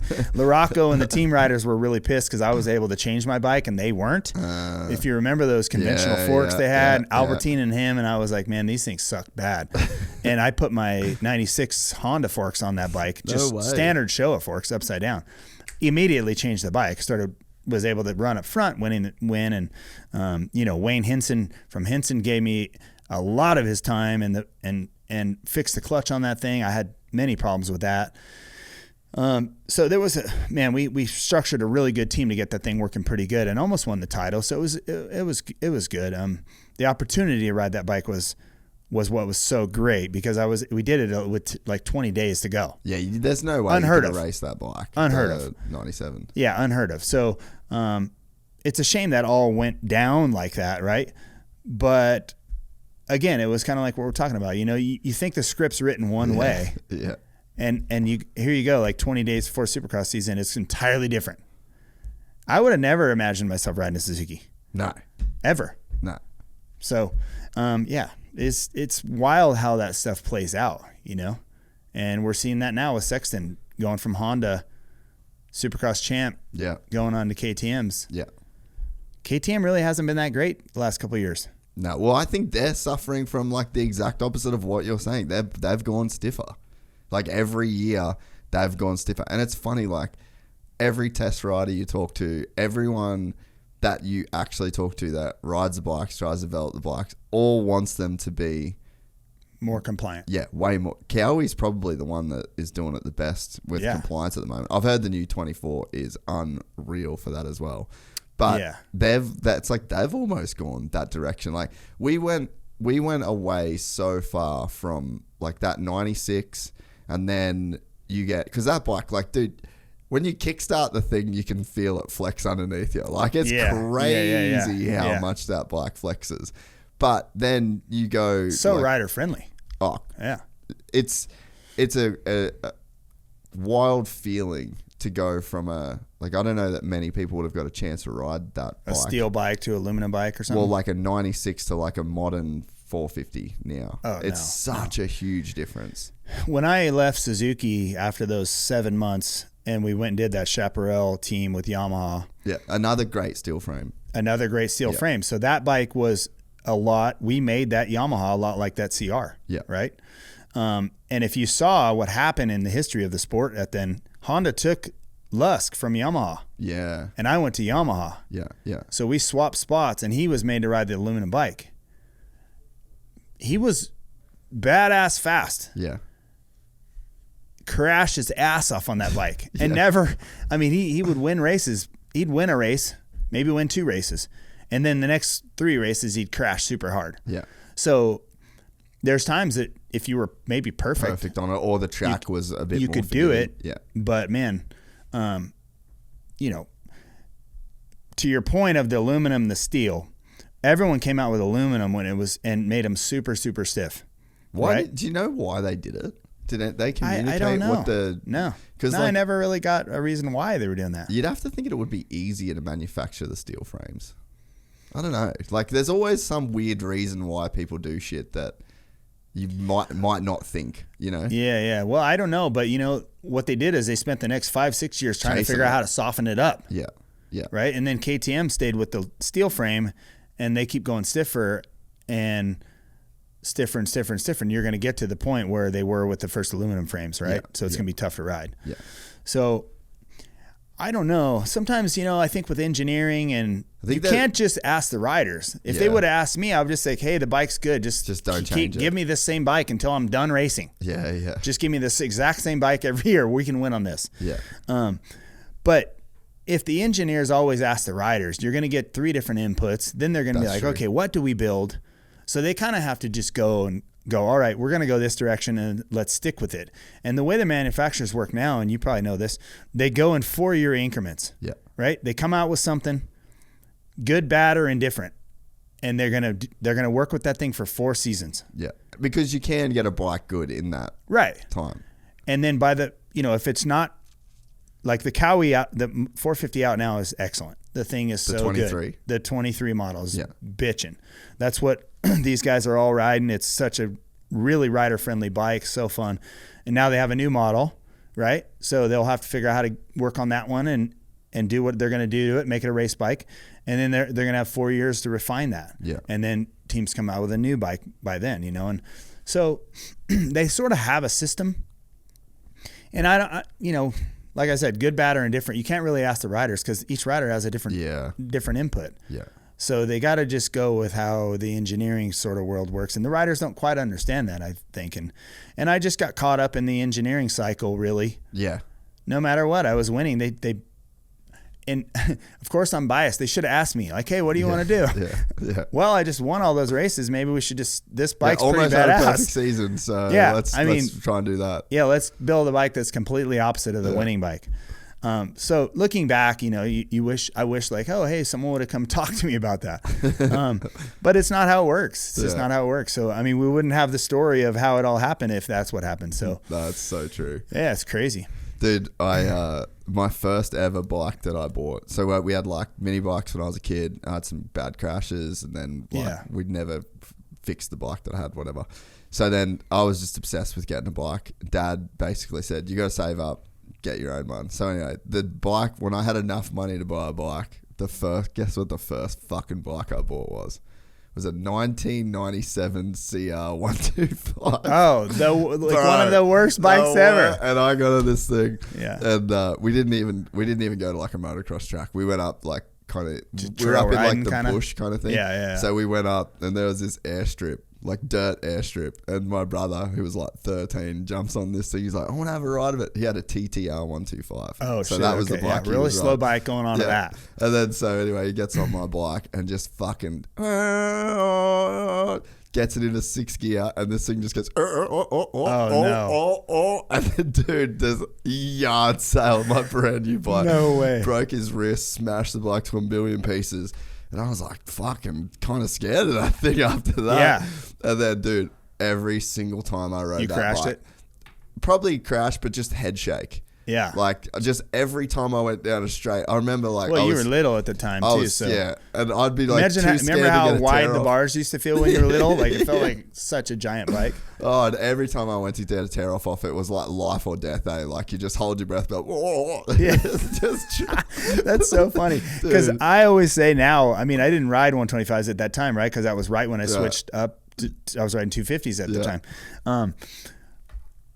That bike, when they came out with a 97 CR250, I'm always like, that has to be the worst bike ever made. Because imagine your 125 with twice the power and that same frame. I mean, you were just, it was a death machine. When you hit the throttle, and then funny enough, so I bought a 98 CR250, but for the motor, because they actually have a badass motor. Yeah. And because I wanted a spare for the 96, and then we did a bike. Me and my dad built a 2012 CRF 450 chassis with that 98. So we were like, let's get one of these basically for the engine. Did a conversion, yeah. But man, I remember we bought that bike and I started it for the first time and was sitting, and I just had normal shoes on. And just like crack the throttle, and the vibration that you would feel in your shit. I was like, this is got to be the worst. Old 490 style, air-cooled Yamaha style vibrations. And Dad's like, do you want to take this thing for a ride at the track before we rip it apart? And I was like, fuck no. I was like, burn this chassis, melt it down, turn it into a fucking tire iron. Like, that's the only thing. Exactly. Get rid of this thing fast. Let's get rid of it. I don't like its energy. I don't like anything about it. Well, I mean, I think, if you probably asked any of those engineers at Honda, they were first to jump on that aluminum thing, right? They didn't win from me until Carmichael. Right, so Carmichael in 2002 finally. Yeah. Right, and then he gets a perfect season on the thing. Right. Well, I mean, you remember the setup on that bike that he had? It was funky as all could be. Bars all the way down, probably 120 mil of sag, and the bars back from the center, from the stem. Like, it was a wild setup. I think they were cutting the subframe down like 15 mils. Oh, as well. Seat was nothing. Like it was a wild setup. It worked for him. It's fine, but I mean those times were lean, So that if you ask them now, you're like, maybe we shouldn't have probably done that. You know what I mean? I feel like Honda just had some kind of like weird bad juju in a sense, because they always made really good motorcycles. You know, like apart from that little era, like from 97 to 2002, like you could say the 2001 frame was okay. Yeah. But the 2002 from then on, like they really it was good. It was good. There wasn't like, I mean, the 2012 CRF 450 was great. The 08 was great. Like Cowie still uses that similar kind of, you know, style. Frame now. Yeah, exactly. So it's like Honda made great motorcycles, but they never won anything. And it's almost like you'd always think the moto gods were like, well, you fucked McGrath and you fucked Carmichael, so now we're fucking you. Yeah. It seemed like that. I was always, and trust me, when I was left Honda and they wouldn't win and they'd win a few races, I was like, Karma's a bitch, you know? And I was so mad that a group of people could let that happen. Yeah. You know what I mean? Yeah. And that's always the strange part, because all these manufacturers make beautiful bikes, you know, but Honda was always like they were always Honda. You know? And those years, though, made the sport better because those years that they weren't winning allowed all the other brands to catch up. Yeah. For whatever reason, Yamaha caught up, Suzuki got better, Cowie got a lot better. When I was racing in the 90s early, like Emig was riding that Cowie, that bike really wasn't that great. My Honda was way better than that bike. One's trying to find a 96 KX250. No, absolutely a 96 CR250 is as rare as hen's teeth. Right. And the Yamaha at that time, when Henry or some of those guys were riding that bike. Yeah, no one really wants it. Forks were way out there. I mean, it's just a weird two-stroke at the time. Yeah. So the Honda had a big advance, you know, a big advantage on everybody else. But what that did is it allowed everyone else to get better. That does make sense, yeah. For the sport, it was just a weird time, but it sort of worked, you know? Yeah. So when you were, there's like so many different ways we can go, but we'll go back to that whole like Carmichael thing, like when he came into the sport and then he had to work so much harder to get that kind of advantage. Like from your perspective, like how were you viewing that? And were you kind of at the stage where you were like, I just don't want to be that guy? Like, or you kind of like, what was the mentality seeing that little shift take place? So, you know, Ricky and I are good buddies. Yeah. His family and my family are friends. He was coming out to California. They're great people. Yeah, great people. He was coming out to California when the races were out here, and he would stay with us. And so I was taking Ricky out in the wakeboard boat, and he was 10 years old. Right. So, I mean, we've been friends for a long time, and any kind of animosity that got built up was over media stuff. Right. It was the media creating some of that. And probably the fans too, because they're booing for him and they're cheering you. It kind of automatically creates a bit of a storyline in itself. There was a little bit of some of the fan when he started beating me and the fan thing, they were booing him and all this stuff. Well, there was a couple of blunders they did, like the MGM Grand, they brought him down in a king's chair with a king's crown on, and the fans were like, no, you can't do that. Too soon, bro. And it's way too soon. And Ricky, you know, to his fault, he went with that. He shouldn't have let him talk him into that stuff, because that wasn't, you know, I thought it was kind of funny. But it was wrong to do to him. Yeah. Right? Because that kind of situation created a bunch of fans against him. Yeah. You know, it took him years to get all those fans back, and it took a lot of winning to get all those people back on his side. Yeah. You know, the fans are funny the way it works. You know, they really want the up and comer, the underdog. Then they want the guy that dominates, and then when the new guy comes along and beats the guy that dominates, they hate that guy. So it's a really funny sort of strange cycle. So what happened to me was, you know, it took Ricky 3 seasons before he could really get up and compete with me, right? Remember when he first got on that Cowie, crashed, put a big foot peg through his leg. Then the next year just crashed a bunch and whatever, took himself out. And then finally, like the 3rd year was when we were battling, and that was when he won. He was riding a Cowie. Then the next year he switched to Honda, right? So, you know, look, I was 30 years old, 31 years old. Ricky was 21 years old, 20 years old, maybe something like that. Maybe there's part of me probably that I walked the line between confident and arrogant. I mean, I just was confident. You kind of have to in a way. Yeah, right. I mean, I was like, okay, he's coming, but I still got him, you know. And the year he beat me and then started beating me every week, I certainly was not expecting that and was undertrained. But I still felt like, you know, the next year I had enough speed and enough strategy and enough, you know how to come back on him. Well, the next year I started training so hard, I tried to do what he was doing and just put myself in a major hole. And then the 2002 season, I couldn't even ride. Yeah. I was so skinny and just like, it wasn't me. Yeah.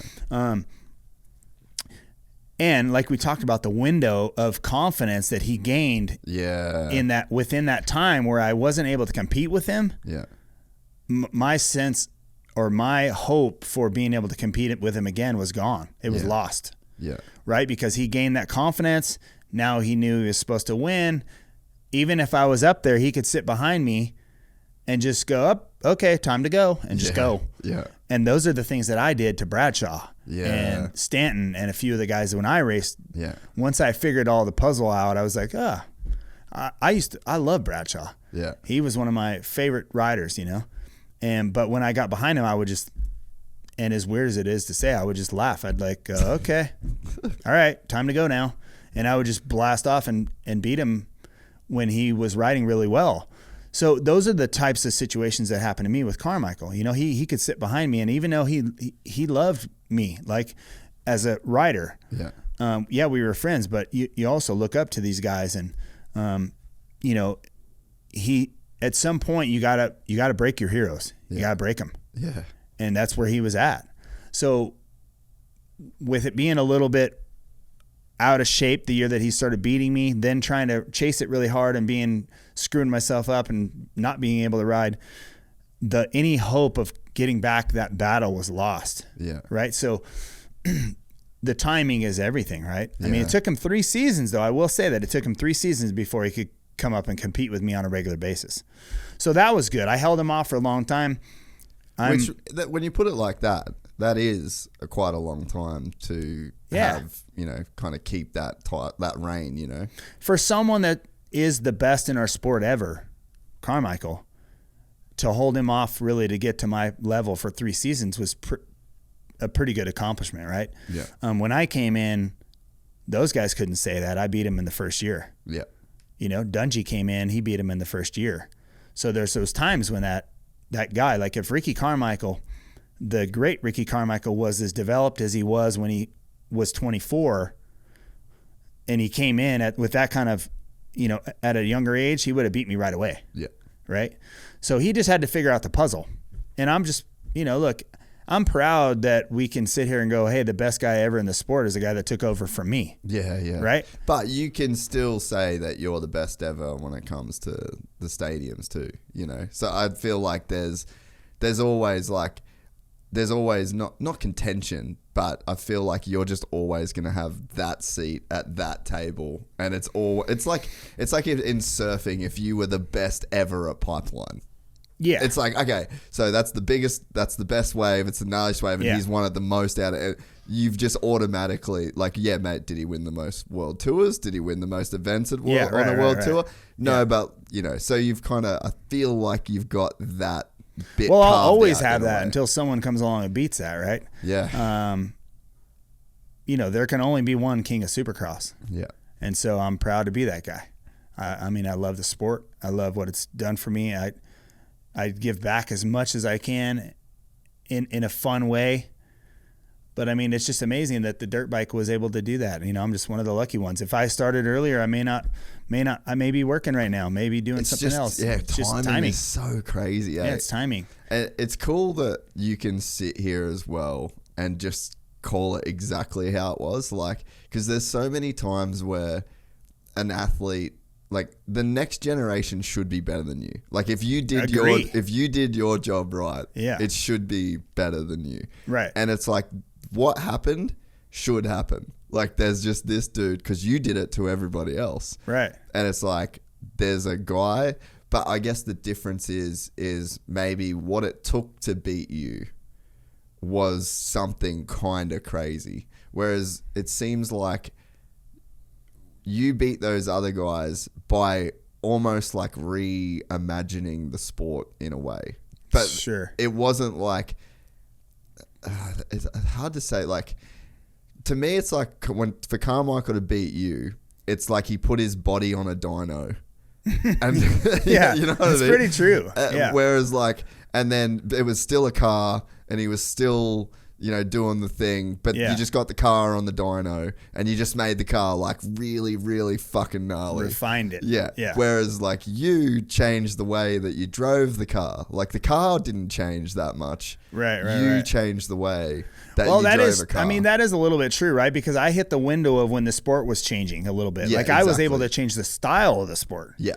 Yeah. Which I didn't go into the sport going, hey, this is my unique way. The culture as well, which we haven't even kind of talked culture about. changed for sure, but the style certainly changed, right? When I look at my heroes, Ricky Johnson, Jeff Ward, Brock Glover, all those guys, how high did they jump? Yeah. Yeah. I mean, they were jumping so high, front end, and they are just, I mean, Guy Cooper, these guys were awesome. Respect. And they Guy Cooper. Respect. But they were trying to make the obstacles, you know, where we were racing the obstacles. And that was the nature of what happened with a bicycle, with the BMX style. I didn't set out to change the sport, right? That's just how you rode. It's just how I rode and how I figured out how to apply what I learned on a BMX bike and put it in a motocross bike. Yeah. And a Supercross track was the perfect canvas to let that all all right? And I was lucky because the sport was ready for some change. Yeah. And the of course, bikes were getting better. Bikes were getting better. Yeah, tracks were getting better. Yeah. Tracks were pretty steep and gnarly back then, which was, you know, another advantage I think I had because in bicycles you don't have any suspension, so you have to be perfect. Yeah. And I could hit the perfect line every single lap, the perfect line within 4 inches. Yeah. And, you know, it took a long time for guys to figure out how to do that, right? Yeah. So there was a few things that really worked in my favor. In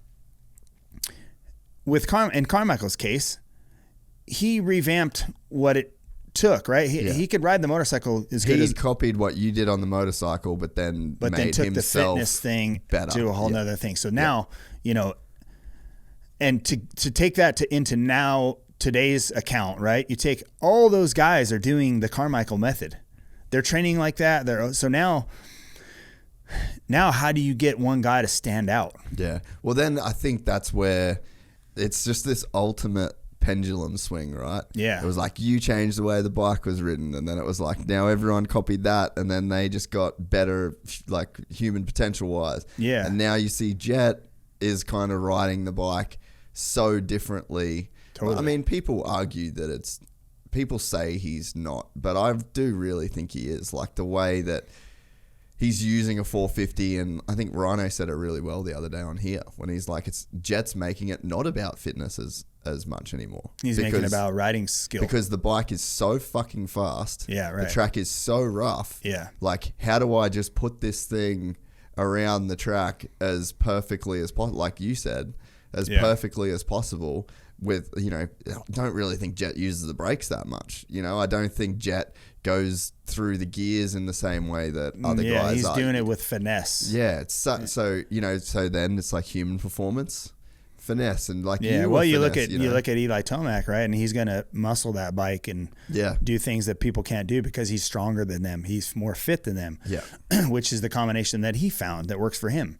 You know, looking at Jet and seeing the finesse and the way he rides that bike, you should think that would lend perfectly for Supercross, right? Yeah, this year is going to be his dream coming true, right? So it's going to be interesting to see what those other guys are going to be ready for and see how ready they can make themselves to battle this guy. Yeah. You know, it's the cards are in the making, right? It's there. He's got all the thing. Can he do it? It looks like he's going to be able to start winning right away, but we'll see. You know, I guess that's why there's a starting gate. Yeah. So you know that Carmichael's coming. You're in it. You can see it. Yeah. How did it look for you of like the way, because the last few years of your career were pretty, I guess, shitty just in the way of like the KTM thing obviously didn't work out. Like you had this awesome era at Yamaha, and then the KTM thing, and then Ricky's like doing his thing, and then you kind of concede in a sense, like, okay, I've just lost this ground, I'm not getting it back. Like, what did your mentality shift to? Because it seems like from the outside looking in, and then anyone talks about you, they just say you're the nicest, most humble dude, and that's across the board. Like, everyone says it. So it's like, would be pretty hard in my mind to be the king of Supercross and then have to almost like just graciously almost step aside, but then you managed to still be the king like while you did it. So I was like, how did you navigate? That seems like a very tricky end of career to navigate, to still end up come and smell like roses the way that you did, I think, look, I think at the end, in 2002, I was 31 years old, right? 2003, when I stopped racing, that was when the KTM thing happened. I was 32 years old. That's not now, but when I raced, that was kind of you're an old guy, back in the day. Right? So at that point, you're already trying to figure out, like, what's my exit going to look like, right? We already talked about it. I thought I was going to ride off in the sunset on a Yamaha. Didn't work. I won 3 championships, then finished second in 2001, third in 2002, and then that's when Yamaha decided to go a different way. And I said, okay, well, that's it. I'm going to reinvent myself. I'm going to show you guys. And that's when I made this deal with KTM. Well, it's just kind of a shame it didn't work out, because knowing what KTM's done now is so impressive. I was just a little bit early, and they were a little bit too ambitious maybe right about then. They had high hopes of doing something, but the bike wasn't quite ready. And then they were going to build a bike for it, and they canceled the plans to build a bike. And that's when I said, okay, I can't race this bike. It had no linkage. It was just not made for Supercross. I already crashed in Europe a bunch on it, dislocated my hip on it at the practice track. And I was like, you know what? I'm 32 years old. The guard's already changed. Yeah. I don't have to prove myself anymore. I've done enough. I'm retiring. Yeah. And it just clicked one day. That's it. I'm like, as bad as I felt for KTM, because they, again, like Suzuki did in 97, were going to give me an opportunity to show myself and reinvent myself and do all that and do it my way. And that was a really bold move on their part, right? And it was crazy for them to think that it would all work out. And it was a little bit crazy on my part too, right? But again, I was trying to do my own things my own way. So, we did a couple. I have to say, it was a little strange, right? I signed with KTM, then I retired, and then I did some parade laps on a KTM, which was death-defying on that bike. Really? Yeah, because I was having to ride a bike that wasn't made for Supercross. And then, a lot of the Supercrosses back then, the whoops are right before the Supercross, and then I'm expected to do a knack, right? So I'm getting paid by KTM to do it. I'm like, holy shit, yeah, this is a gnarly 30 seconds, exactly. And it was a little bit like Wyndham doing those opening ceremonies with those big ass jumps. A while that he did for a while until he crashed out, like wanted to hurt himself or whatever. Then that stopped. But yeah, I survived that, and then immediately when that season was sort of over, it was like, okay, no deals. I don't want any deals. I immediately went out and bought some 2-strokes, bought a Suzuki, bought a Honda, bought another Yamaha 2-strokes, just because I was like, you know what? I want to ride because love to ride. And so I just want to try them all. This is the only time at this point I'll be able to ride all these bikes without people saying something about it or being tied to somebody. So that's kind of how that deal started working. Then Eric Kehoe obviously is a really good friend of mine. We raced together. He raced the era before me as the team manager of Honda. Those guys weren't riding so good. He's like, hey, come out and help us out. Check it out. So I started doing some testing, and that's when I raced again in 05 or something. Which was cool, because I feel like that kind of gave you the send-off. And then because you're on the 2-stroke. That's exactly how I felt. Yeah. It was just it was a way better ending. Yeah. It felt right. Yeah. That 1 week, I was doing all that testing. I raced a couple races, and then that 1 week I finished 4th in Phoenix on a 250 to the big 3 at the time, right? James, Ricky, Chad. And then the next week I finished 4th again on the 450. You rode the 450, right? Yeah, so it was just like, okay, cool. I can still ride. Everyone knows I can still ride. Yeah. And I did it on a 2-stroke. I'm good with that. Yeah, last top 5 on the 2-stroke. Exactly. Last whole shot on a 2-stroke. Yeah. And that for me was like, felt really good to get that opportunity, And from there it was just like, there was no brand ambassador job at the time. People didn't do what I was doing. I made that role, started doing it, and started doing all these fun events and X Games on the for Step Up, Supermoto, and I was just doing all these fun things. You kind of got to retire at the perfect time when like that shit was still happening too, and you were the man on Supermoto for a while. Yeah, it was so fun. Yeah, finished second X Games. Also raced Supercross in X Games. That's years later. Yeah, finished second to that. I think Josh Hansen won. I got second, maybe. Yeah, rings a bell. Maybe Josh Grant was third in that or something like that. But anyway, it was just a really fun time. You could do these, even Carmichael came out later and did Step Up. And, I mean, it was a good time to retire, a good time to be riding dirt bikes. And it kind of gave you everything you wanted out of it.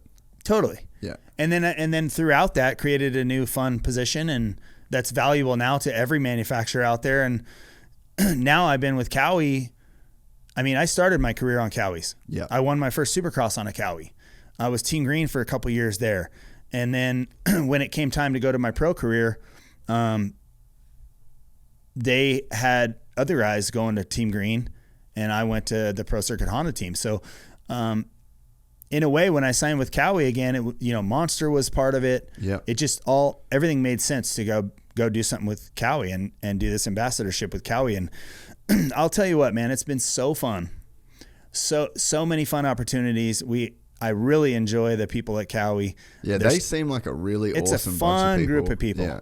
So I'm friends with Tucker, that test rides for So he's just one of my boys, and because of him being at Cowie, like it's kind of brought me a little bit into Cowie. I'm like, fuck, these are good people, man. Yeah, good people, good. The bike's good now. Good atmosphere, bike's killer. Been part of the side-by-side program with the KRX, and my daughters are driving side-by-sides now, and we take the KRX and we go race King of the Hammers, and we do these crazy off-road events and stuff, and I'm just so appreciative of the opportunity, but we also have a lot of fun, There's a great group of guys over there. So yeah, anything related to Cowie that I do, I have so much fun, and I love it and appreciate it so much. Those guys are great. Yeah, no, it's just cool that you got to, I guess, like be a part of building the sport, and then you kind of got to have like that kind of good. It wasn't like the fairy tale ending, but I feel like the way that it went down, we probably got more of you than what we would have. Yeah, I think maybe because like, imagine if you won 3 more titles at Honda and just more money, more everything that comes with it, and then maybe you're just like, I'm out. Yeah. Maybe yeah, not, I mean, though. one thing that was never lost, and I just always wanted this to be this way in the career, and I'm proud of the fact that one thing was never lost is my love for my dirt bike. Yeah. And I love seeing the people. Like, I can call anyone right now on any of these teams and they'll pick up my phone because I'm friends with them. Yeah. Which that way of the world went away after my career because there's agents and all this other stuff that happened now. Yeah. My mom and dad used to help me do my contracts, and then I would go in the contracts with my CPA, Dave, and he did stuff with Ricky Johnson. He did stuff with Jeff Stanton. That kind of era went away, like I'm still pick up the phone and call Kehoe and talk to him. Hey, what's up, man? How you doing? And call all these guys. And I feel a little bit bad for some of the current riders that don't really have it that way. Yeah. They have an agent, someone to talk for themselves. And I think it's, as an ambassador, I think it's obviously really helped with that position, right? But being able to speak for yourself there's something to be said for that. Yeah. And some of that's lost in a little bit of today's sporting. And it's not just moto, it's a lot of sports. Yeah. I'm just glad I grew up in the era I did. Yeah, you always think like, hey, the grass is greener on the other side, and maybe I could have made more money. Maybe I could have done something differently. But I feel like I hit that sweet spot in the window, and I still love riding my dirt bike, so that's the most important part. Yeah. I think one of the cool things, and I always reference you when I talk to people about this, like even talking to Hayden the other day, everyone always says, I want to grow the sport, like I want to be the guy that like helps take it to a new level. And then you get a couple years into your 450 career and everyone's pulling the strings, and you've got this Tonight Show, and then and you're like, fuck, I just want to like all I'm leave me alone. All I want to do is ride my dirt bike. So everyone starts with the intention of like, I'm gonna put the sport on my back, and you know, like James, he could have blown the sport up. He was amazing for the sport. Don't get me wrong, amazing, yeah. But he could have gone way harder than he did, but he didn't. He turned into that same guy. Kind of a recluse, yeah. Everyone had a small circle, went around him, like he wasn't available. He didn't do, I mean, he did the MTV thing, but then, you know, the industry kind of shit on him for that. Like, it kind of, for whatever reason, there's like a little bit of toxicity that takes place. And then these guys who wanted to take the sport to a new level just want to race, make their millions of dollars, and be left alone, right? Yeah. You were not that guy. You were one of the people that said that they wanted to take the sport to new levels, and you did every single thing that was required for you to do it. And the whole time that you did it, everyone said you were the nicest, most humble guy. Yeah, well, I think, you know, I certainly was the first one to have a publicist. And Cheryl was my publicist, and we did so many great things, and she was in charge of that and just killed it. We did the Leno show. We did all these things that were very unique to our sport. We had the first video game. We had the first. I was the pioneer of a lot of fun stuff. Yeah. Now Ricky was awesome because he came along and got the second guy always gets the big deals, right? Yeah. So I'm happy that he was the guy to go do that, right? But again, I think in nature, the way the sport, the elevation of salaries and money, it was so big, and it got so big they didn't have to do that, and they just wanted to focus only on riding. Yeah. So it's hard to take a sport on your back when you're just making too much money, right? I mean, it's just because you're like, why would I want to do that when I'm just riding my dirt bike and all I got to do is win races? And so that's sort of the nature of that. But is Ricky Carmichael making money, or is Tiger Woods making money? You know, so it's like the argument. I think then the argument would be like, how much is enough?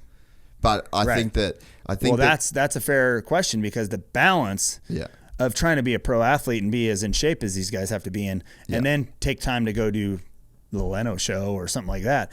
You know, you're taken away from you being the best moto rider. So the balance was that they're making enough money to race motocross only and not talk about anything else. Yeah. Did they need to grow their brand bigger or not? I was always trying to grow my brand bigger so I could have a better deal, get a Mazda, get 1-800-COLLECT, you know, get Bud Light at the time, get these big deals that nobody ever even, no one could get.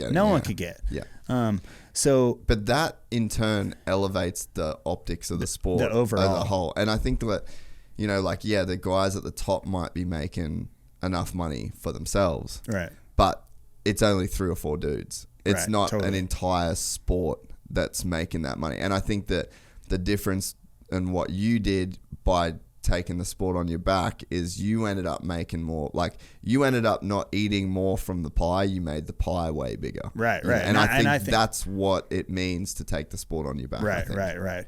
Yeah, I'm certainly proud of that. The pie did get bigger. I mean, their Supercross grew exponentially with me in it. Yeah. Right. And I think you get a lot of that when someone dominates, right? You get, like, you take NASCAR, for instance. Jeff Gordon dominated, right?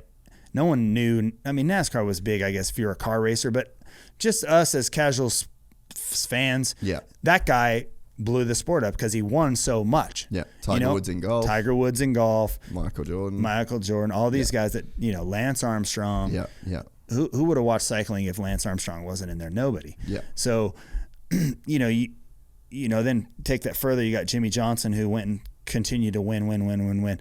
And I think those guys that win a lot are the guys that really, really grow the sport like that. Now, you know, what happens though, I think what happens with that is the guys that make, let's say after my era, the guys that make a lot of money, when they retire, they struggle trying to find their footing. Yeah. Because they're like, okay, what am I? What am I defined by? Yeah, who am I? Am I defined by only winning? Yeah. Because that's what it seems like, right? You couldn't say that sort of about me. I was doing all kinds of stuff. Yeah. Yeah, I love Supercross and winning and doing all that stuff, but I was also just into all kinds of everything, right? So I was just busy doing stuff. When I was done and not racing, I had other stuff that I could do. Yeah. And where these guys are, you know, they're such just badass athletes and racers that at the end of it, they're like, okay, what do I do now? Yeah. And yeah, they made a lot of money and they can retire now, but now what do they do? Yeah. And so I think that life is long. Right. Life is long. Your career as a sportsman is like this, right? Yeah. And yeah, they can make their millions last a long time, but still, what do you like? What are you about? Yeah. What kind of person are you? What kind of person have you grown into? Yeah. You know, and all these things. And I think that, you know, some of the nature of the sport has those riders looking at the end going, okay, what am I about? Yeah. You know? And more lately too, I think. Like more recently, maybe. Well, I guess probably it's the same over the generations, but maybe there's just guys haven't had the money to not have to work, and they're put in like kind of that weird position. I think the guys that don't make they make the medium amount of money are the guys that are going to be the most creative when they're done. Yeah. Right, and the most out there. Yeah.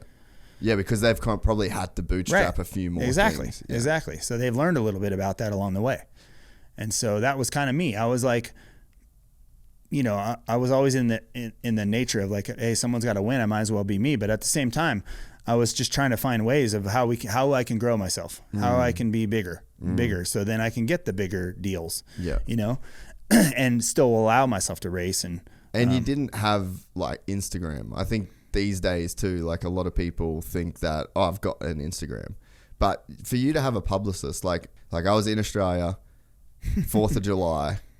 Jet goes 1-1 at Redbud on America's birthday, and I turn on the news and the sport comes on, and I'm like, surely Jet Lawrence is on Australian news right now at 20 years old going 1-1 on fucking 4th of July. Yeah, right. Perfect season in hand. Yeah. And there was a chick that won in America playing ping pong. And I'm just like... Yeah. Where's the... What the fuck are we up to? Like, seriously, what are we up to? And it's like, is that there's so many things that you did in your career, like have a publicist. Like, yeah, Jet's got an agent, but I don't think he has a publicist that Agreed. I think that a lot of those, the agency should have crazy to me. Yeah. That wasn't bigger news. He should honestly have a publicist at home and here. Yeah. Well, that's what I said, and I basically said it's big enough. Yeah. He's big enough. He should be the biggest. I mean, he's going to be a superhero at home, but he's not. Right? No one knows. Yeah, literally no one knows. But I took that on my own back. I paid for that. Yeah, on my own. It was like, okay, this is an investment I'm going to make because it's worth it. Yeah. You know, it cost me whatever. $80,000 a year. Yeah, money well spent though, bro. Money well spent. To get on the Leno show. You can get that in tenfold, you know, if you grow your brand. So, but it's not like you just. But these guys also need to be learning those methods, right? Yeah, but you can take my playbook and apply it to today. Yeah, you know, so it's maybe more valuable than ever now, though, too. And that's the thing. I think like, oh well, Jet's got the defense is Jet's got 405 million Instagram followers, but it's like okay, yeah, but everyone has Instagram now. Yeah, it doesn't really. So what's going to separate you? Yeah, it doesn't really matter, you know, and it's like.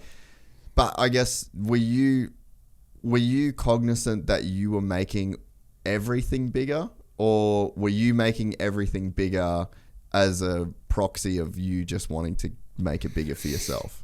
You know, I was just because it would be hard. I mean, to obviously, know the effect. Obviously, if you make everything bigger, it gets bigger for me. Yeah. Right. And that's kind of the nature of me, the way I have always been. Like when all my deals, when I took my bike deals, was always about the bike. It was never about the money, because I wanted to win on the bike and the rest will happen. Yeah. Right. And so that's kind of the mentality that I took. Yeah. When I came off Team Green and went to Team Pro Circuit Peak Antifreeze Honda team, you know, Brian Swink was my teammate at the time. He was East, I was West. The next year in 92, or no, it was after 92. No, it was 92. He went to Suzuki. They offered him, we were making $50,000 a year, and they probably offered him $150,000 a year. He went for the money. He went for the money. I stayed with the bike. Yeah. And then when I went to Honda, he went to Factory Suzuki. He rode 92 as a 125 Suzuki rider, number one. Won the East Coast Supercross Championship.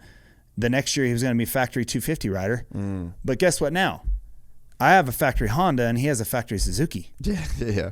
he's making 200 grand. I'm making 100 grand, but my bike's like 20 times better than his. And you're making money every single weekend exactly. that you're winning. Yeah. And our career paths just, the lines crossed, like, you know, mine was going like this and his was going down like this. Yeah.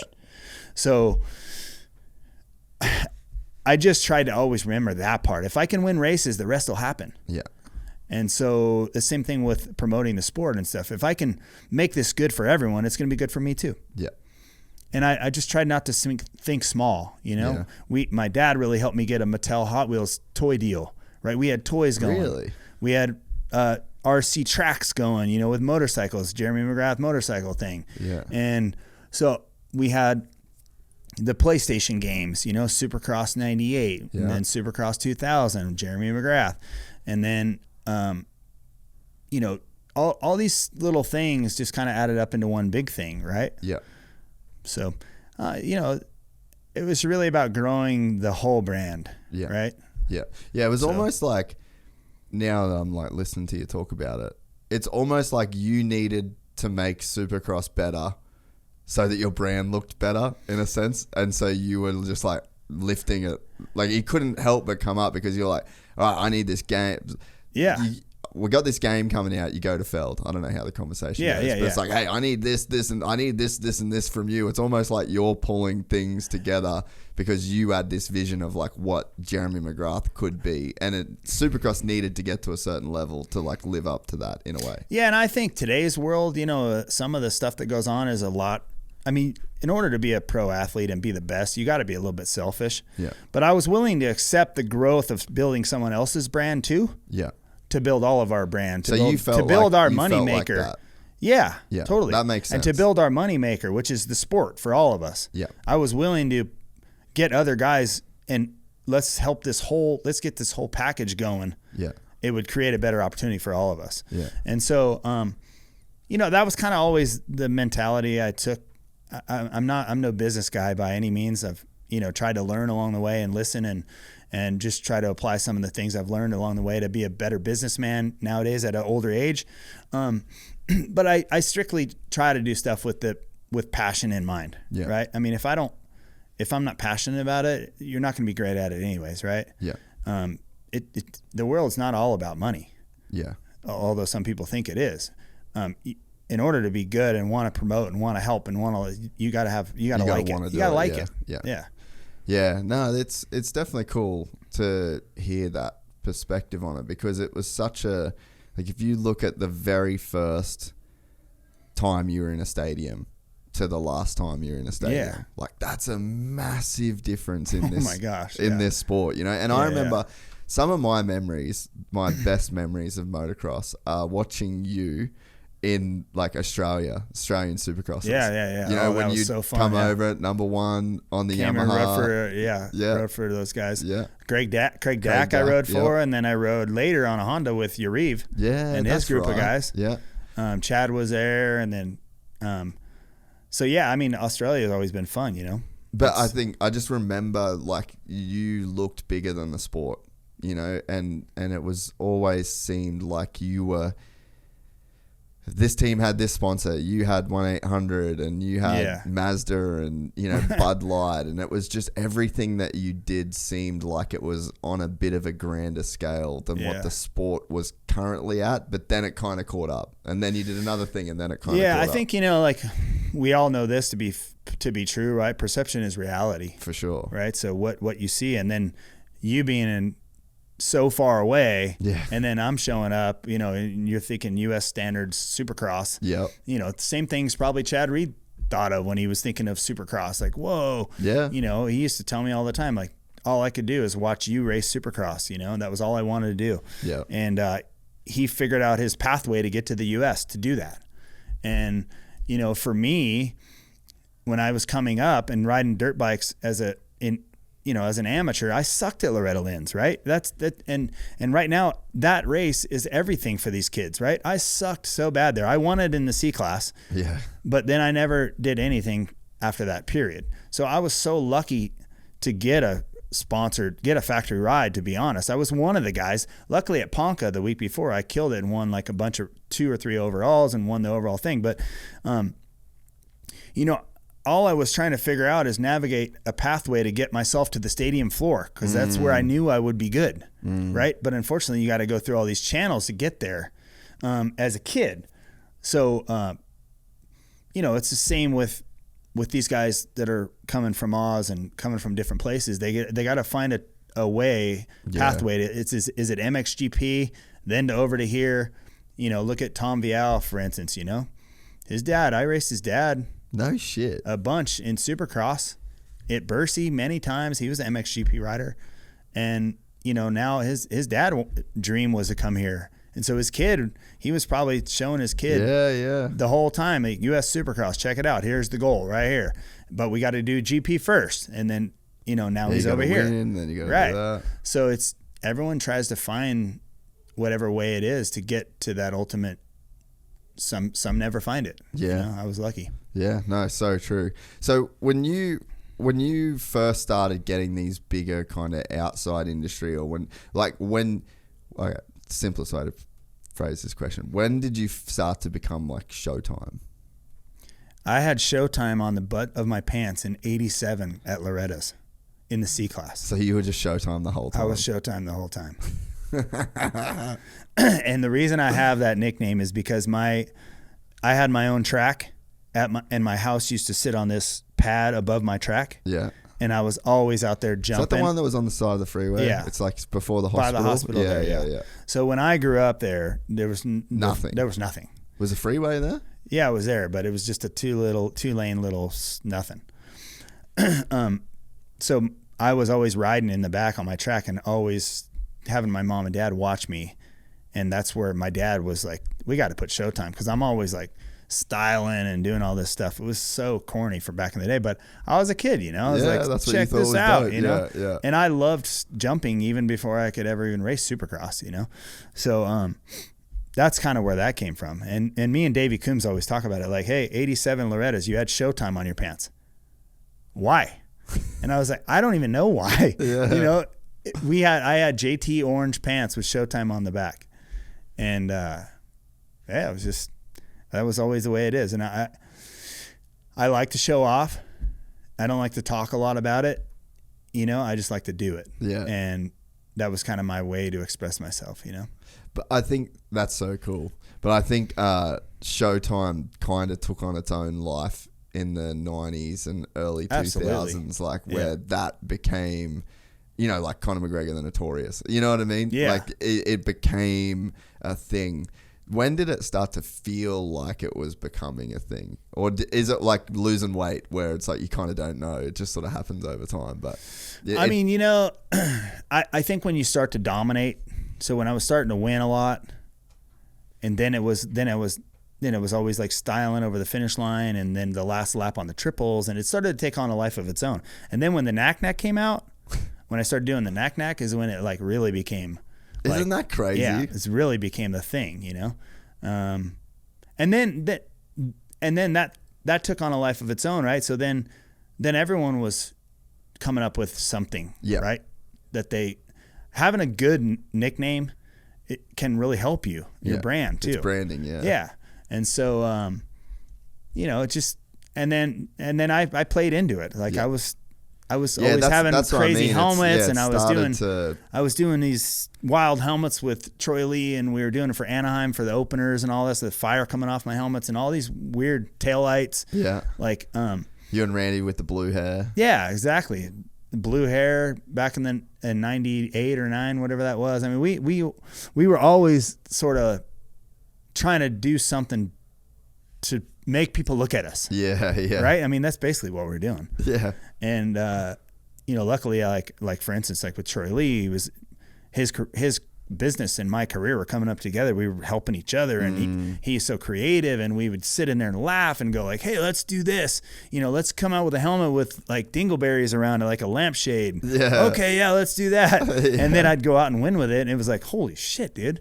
What's he doing? What kind of helmet? What is it? What is that? Yeah, and then there was always something. So the Showtime thing just sort of, there's plenty of other ones, people, MC and all these other, things.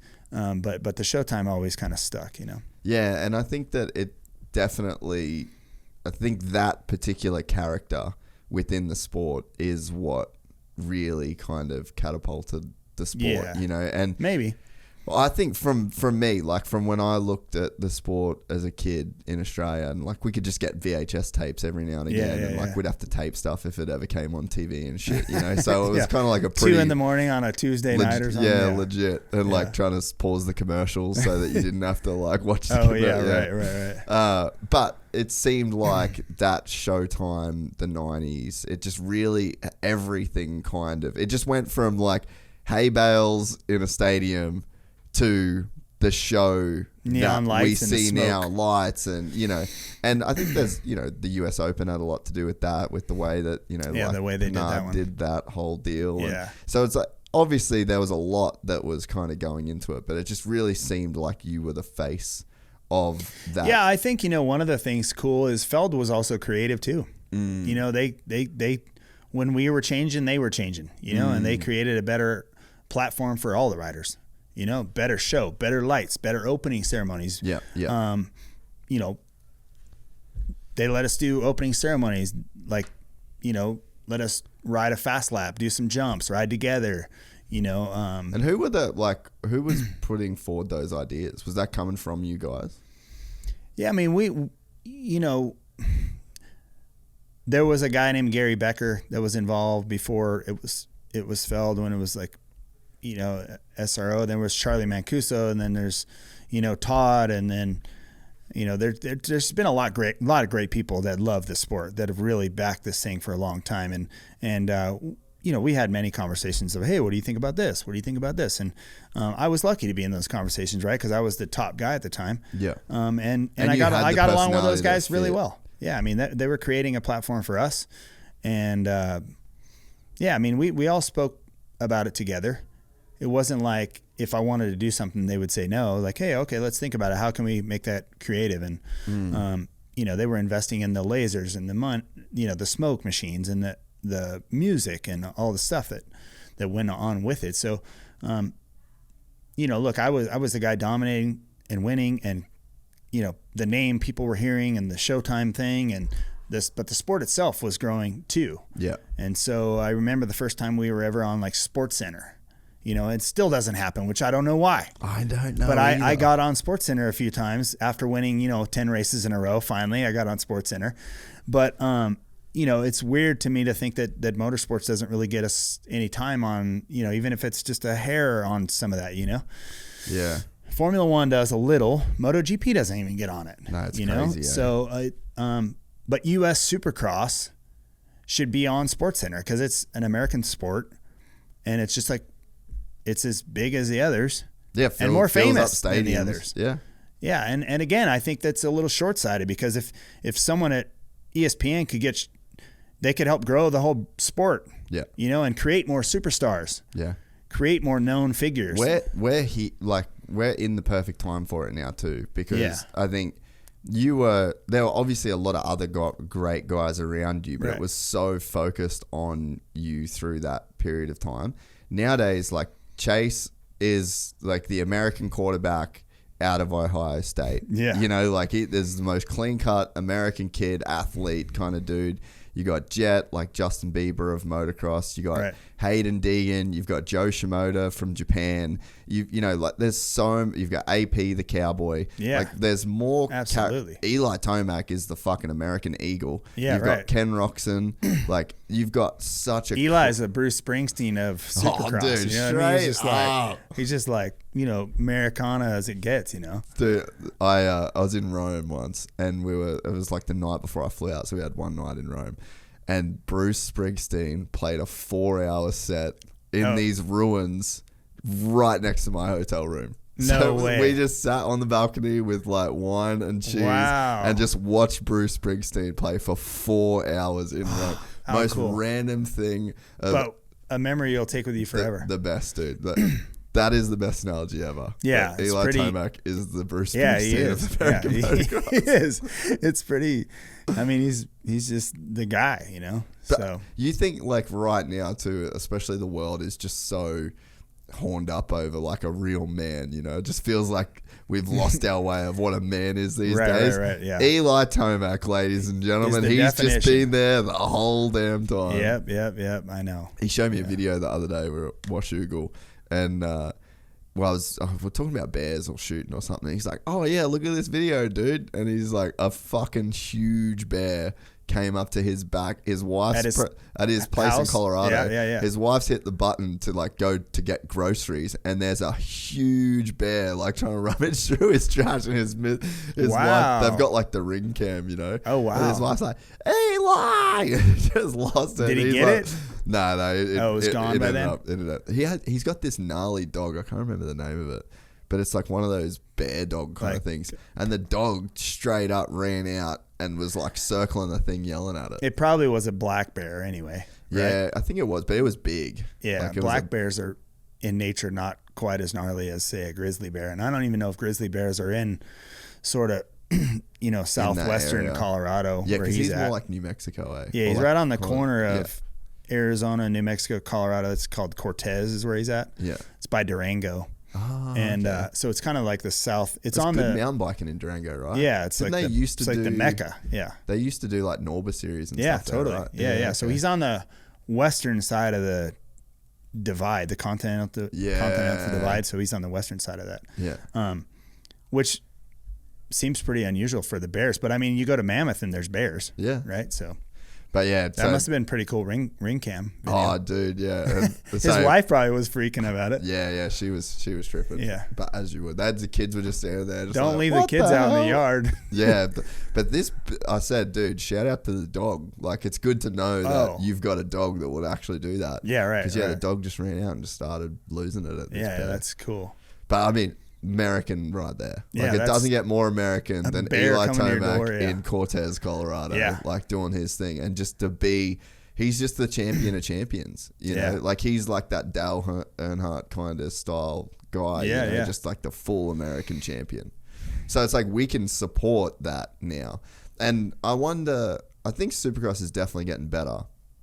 For sure it's getting better. Like, I mean, I'd say over the last couple of years, especially having this platform, like I've been very happy to voice my opinion on what I think they can do better. Sure. Yeah, and they've done so much of it better, whether it's come from me or not. Like, not saying that. Well, they made the call when you refine something so many times, and Supercross is a really refined machine, right? Yeah. I mean, just like when we look at a 450, we're like, holy shit, man, how can this bike get better? Yeah. And they do. Yeah. So it's the same sort of, I would assume it's the same sort of thing, right? I mean, they're finding ways to make it better. Yeah. But I still think that there is a ways to go when it comes to that side of the sport. You know, like, I don't know why there's not more, you know, sports center. Like, think about, and I think this is where the money does matter. Like, and I know Wygant, I think he's one of the best in the sport in, like, that we have in terms of mine. But I think he sort of sits in the camp that's like, is money that much better? Like, do we need money for the sport? Like, doesn't it sort of ruin things? But I think it's very, very easy to like be at a bar and sit down and there's golf on the screen and it's the 72nd hole and a dude has one putt for $3 million. Like, it's just really easy.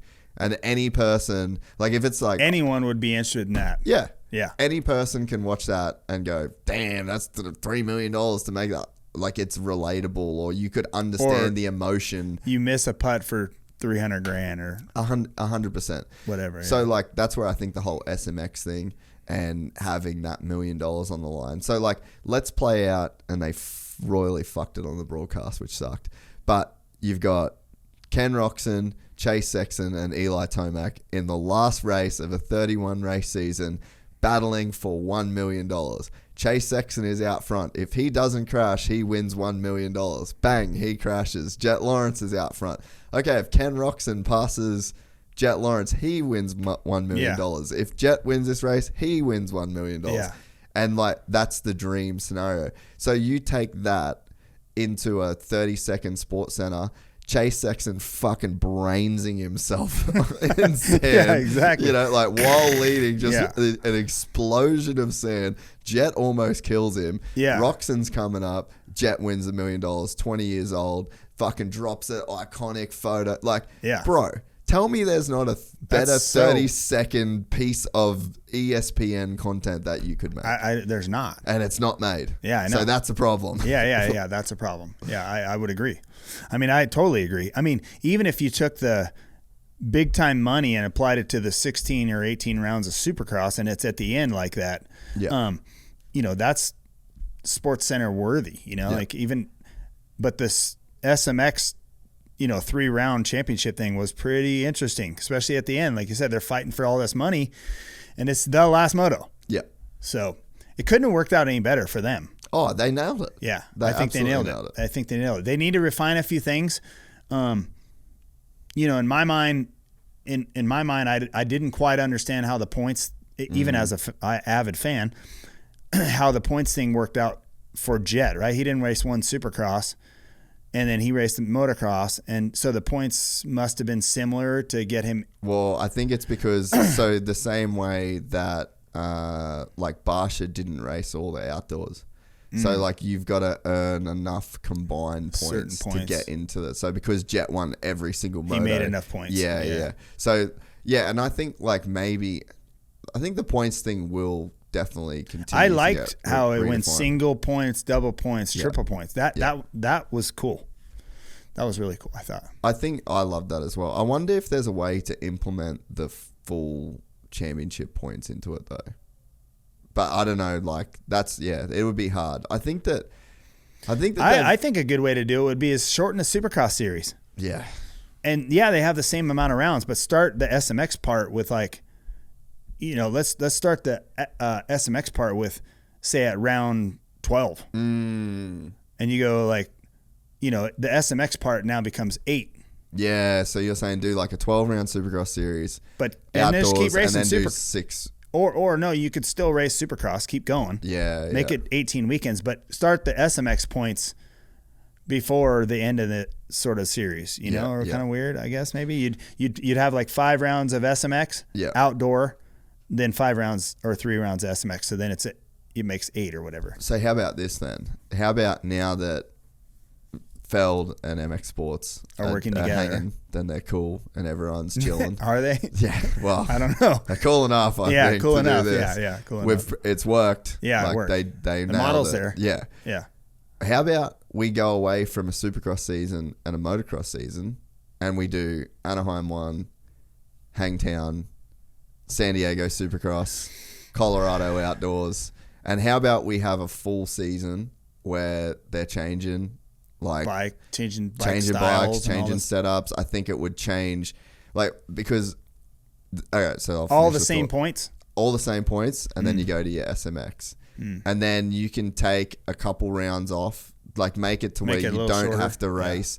Just make it to where I've actually got a few ideas on this, but you have a couple throwaway events or whatever. Well, that you say you're like Kenny and you don't want to do outdoors, right? Yeah, right. So you don't have to do every outdoors to be in it's like 4 of the outdoors will count as points for SMX, 4 Supercrosses count as, so like a dude like Alex Martin or whatever, he's not the best Supercross guy, but he right? can race outdoors. But he's fucking man outdoors. The dude was in the top 10 when he retired because he didn't have, so you get a guy that goes, I don't want to race Supercross, so they got to show up and do 4.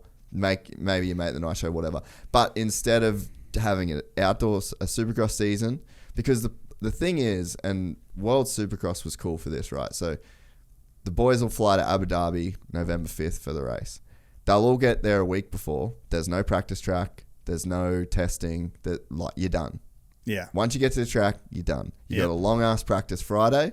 You didn't forget how to ride a bike in a week. Yeah, exactly. So do we really need to be fucking cycling Monday, riding Tuesday, cycling? Rest will do you good anyway. Yeah.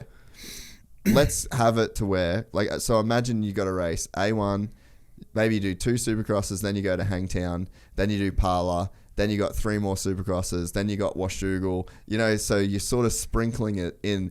It's not going to be as routine of the grind. It's going to switch it up for people. Alden's got a formula that works and Swanee's got a formula that works. That's so easy, it's so repetitive, and it's almost like I say, he who grinds the most wins. It's that the best for our sport? Is that what gives people the most out of their careers? Is that the best for fans? So anyway, I think that there's a way to where now that you're working together, you're not competing series. There's probably a really cool way so to where it's like in NASCAR does it, Indy does it. They got ovals, they got short track, they got street circuits. So I think, but one of the problems is that the sport just has such a weird dynamic of like who owns this bit. What do they want out of it? It's a three-way partnership. That's always the problem. Yes, it's Feld and it's MX Sports and it's the teams, the manufacturers. Yes, that to me is weird. And then there's the riders. Yeah. So if you take Feld and MX Sports, let's just say, for instance, they were together, you still have a three-way thing, right? The teams, the manufacturers, the promoters, and the riders. Yeah. That's why it's always been a little bit tricky. The riders are tied to the manufacturers, and then the manufacturers are tied to whatever series is whatever. Yeah. I think that having the mixed Supercross and motocross might be a little. They used to do that in the back of the day. Yeah. Back in the day, we'd go to Daytona, then the next week we'd race Gainesville Supercross or Gainesville Motocross. Yeah. You'd race Gainesville, then you go back to Supercross. What was that like? I thought it was fun mixing it up, but I don't think the teams thought it was that fun because you have to have a whole teams. Yeah, I know you have to have. But now look how much money it costs to switch bikes, and the suspension is everything's totally different. So now you have to have pay them double. More. Pay them more. You mean have Feld pay them all? Well, yeah, let's figure it out. Yeah, I mean you could do that. Yeah, I mean anything's possible. Yeah, right. But to your point, what got us started on this tangent is that Feld is like they're open to change. Some ideas, and there is change kind of going. Yeah, well, I think there's going to be some internal feelings about that, because there's already a lot of races, and the teams are like, shit, how many races are we going to support here? Well, I think that's probably one of the things. I think that's another kind of like it would be a pretty drastic change, but. I wonder if you have, say, for like 3 or 4 of the outdoor rounds, the 450s don't race. And it's the 250s and the futures. And like you make the futures almost like a MX3 class, like a development class. Mm-hmm. So then there's, I wonder though, like, and the obvious thing to say is, well, no one's going to go because they're not watching the 450s. But you're telling me that like people aren't going to go to watch Danger Boy and Shimoda and like all of these guys plus some other amazing talent. But I feel like because the reason why they do 31 races, like that's how they got the $8 million, is because it was like a combined series. They could sell 31 events to Peacock. Well, I'll tell you exactly why they're doing 31 races. It's because it's a reaction to what that guy did with World Supercross. Yeah, oh yeah, definitely. I mean, the riders weren't in favor of riding more races. They were like, really? We got to race more races? It's great. They got paid big money, and especially the mid-pack guys that got those $30,000 and $50,000 checks, more than they made all year long, which is great. Yeah. But that's how it should be throughout the racing series. Yeah. They shouldn't take. I'm happy it happened, but it shouldn't have taken a reaction from what someone did that didn't even work out. It started to work out, but didn't work out, and that was a reaction to what was going on. Now, what did that do? It got Feld and MX Sports talking. It got them figuring out their stuff together. It's always been like, hey, we got our thing, you got your thing. Well, now they're working together a little bit. That's good for everybody. Now you got to come up with some compromise that still has those kind of purses. Yeah. That makes everyone pay attention. Hey, this guy wins this race, he's winning $1 million, and then gets the schedule that's proper for the athlete. Yeah, because 31 races is a lot of races. Yeah, and you can talk to anyone, that, and they'll say that. Like even literally everyone says it. Well, I mean, when I raced, we had 15 races, then we had 16 Supercrosses, and then continually now, recently in the last 10 or whatever years, keep adding races, and again, it was due to having 2 World Supercross races or whatever that was. So they kept adding events. And what they want is they don't want people going to race other races. They want their guys racing their races, and that's natural. I get that. So as soon as someone else does something, their reaction is, well, you're going to go race over here. Well, we'll put some more races. Yeah. And so, and they all, the manufacturers are saying the same thing, and that's probably what happened with Kenny. Yeah. And Honda. Yeah. Right. I mean, again, we should have thought Kenny right off in the sunset at Honda. Dude, your career and his career in terms of what he did. Like, he had to leave Honda and then build his own Suzuki, and he did pretty fucking good. Yeah, like, it's really actually insane. Yeah, it's pretty crazy how that works. But again, I think that was, his, whatever happened with him was somewhat of the nature of that guy starting a World Supercross series and going, Kenny, come race these races. We'll pay you $1 million. And he'll be like, all right, I can do it.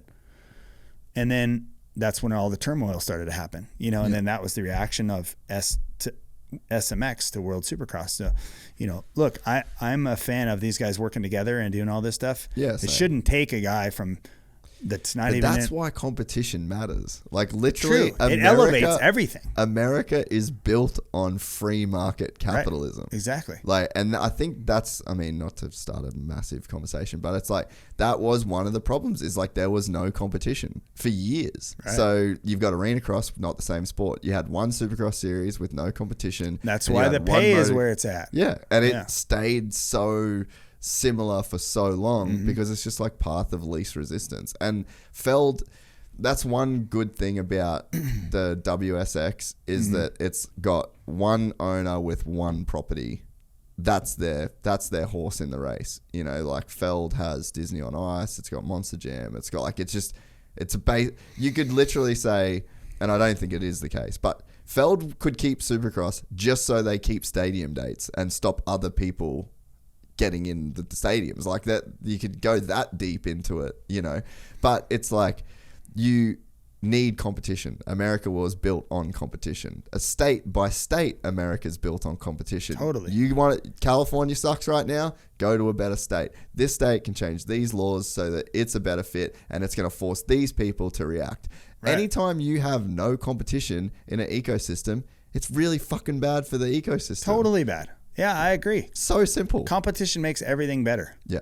Yeah. I mean, if, this guy's winning, you want to do what that guy's doing. You want to go be better than him. And, that's what creates creates greatness. Yeah. And so, yeah, it's the reaction and the buildup of SMX was great. I think their purse money was awesome. These guys are stoked. I think the formats were good too. Yeah, like the racing was good. This is really cool. So how many races is ideal then? Like, knowing what like what's the ideal amount of Supercross races and the ideal amount of motocross races to do? I mean, I think you're probably in the nature of 17 Supercross and 12 outdoor. Yeah. 11 outdoor. Yeah. That's what, 28 races seem like? That's about what I raced when I was racing, 28 races. Yeah. And then it still gives a guy enough time if he wants to go race Australian Supercross or a European Supercross, or gives the privateers some time to go over there and do some of those races, make a little bit of money, allow them to come back, and it gives the top tier guys enough time to switch brands, test, get ready, train, and it all happened again in January. Yeah. Pretty short window they have. Like, we always used to stop after Labor Day. Yeah. And so this now with the addition of SMX, it's going quite a bit longer. Shit. Back on. This is why I hate janky technical setup. I fucking hate it. In Australia, it's just so like just one button, seamless. Everything works. Yeah. Sorry. Keep going. So yeah, I think I feel like 28 races would be. Yeah. What'd they do? 30 something this year. 31, I think, in the end. Yeah. 31. So they added 3 or 4. They have 18 Supercross and. Yeah. I don't know. I think, 31's a lot. Yeah. Especially, it's people think of like, a lot of times people think of the Supercross athletes and motocross athletes as like, oh, hey, you race on the weekends. Cool. Yeah, 30 weekends a year. This is a 7-day-a-week job. Yeah. And there's a method to all this madness. And if you're behind in your fitness, it's hard to catch up. Yeah. If you get hurt, you have an injury. If you get hurt, it's hard to catch up. Yeah. So there's a lot of factors that go into this thing. And, I figure if January to September sometime, even if it was mid-September, that gives the rider the last quarter to 2 months to sort of, decompress, go at it again. One of the things I think that's with the addition of all these races, it's really good for sort of my career record with Supercross, because I think a lot of the riders now, they race so much and the top guys make a lot of money. So even if you're a winning athlete, by the time they get to like their 10th season, like where I was at, they're not going to make it 10 seasons. No. They don't want to make it 10 seasons. No. They want to make it 5 or 6 seasons. Yeah. And for me and my record, that's a great thing, you know?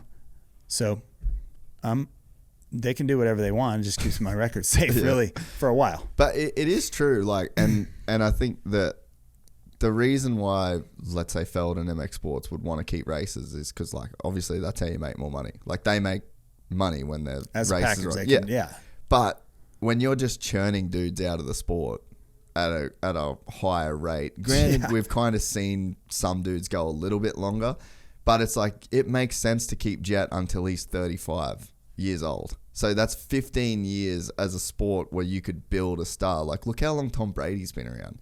Look how long Aaron Rodgers has been around. Like, Michael Schumacher, Lewis Hamilton. Like, it's all a brand. They're all the Valentino names. Rossi. Valentino Rossi. You know, like when you've got guys like a Villo, 4 crazy years, 5 crazy years. Yeah.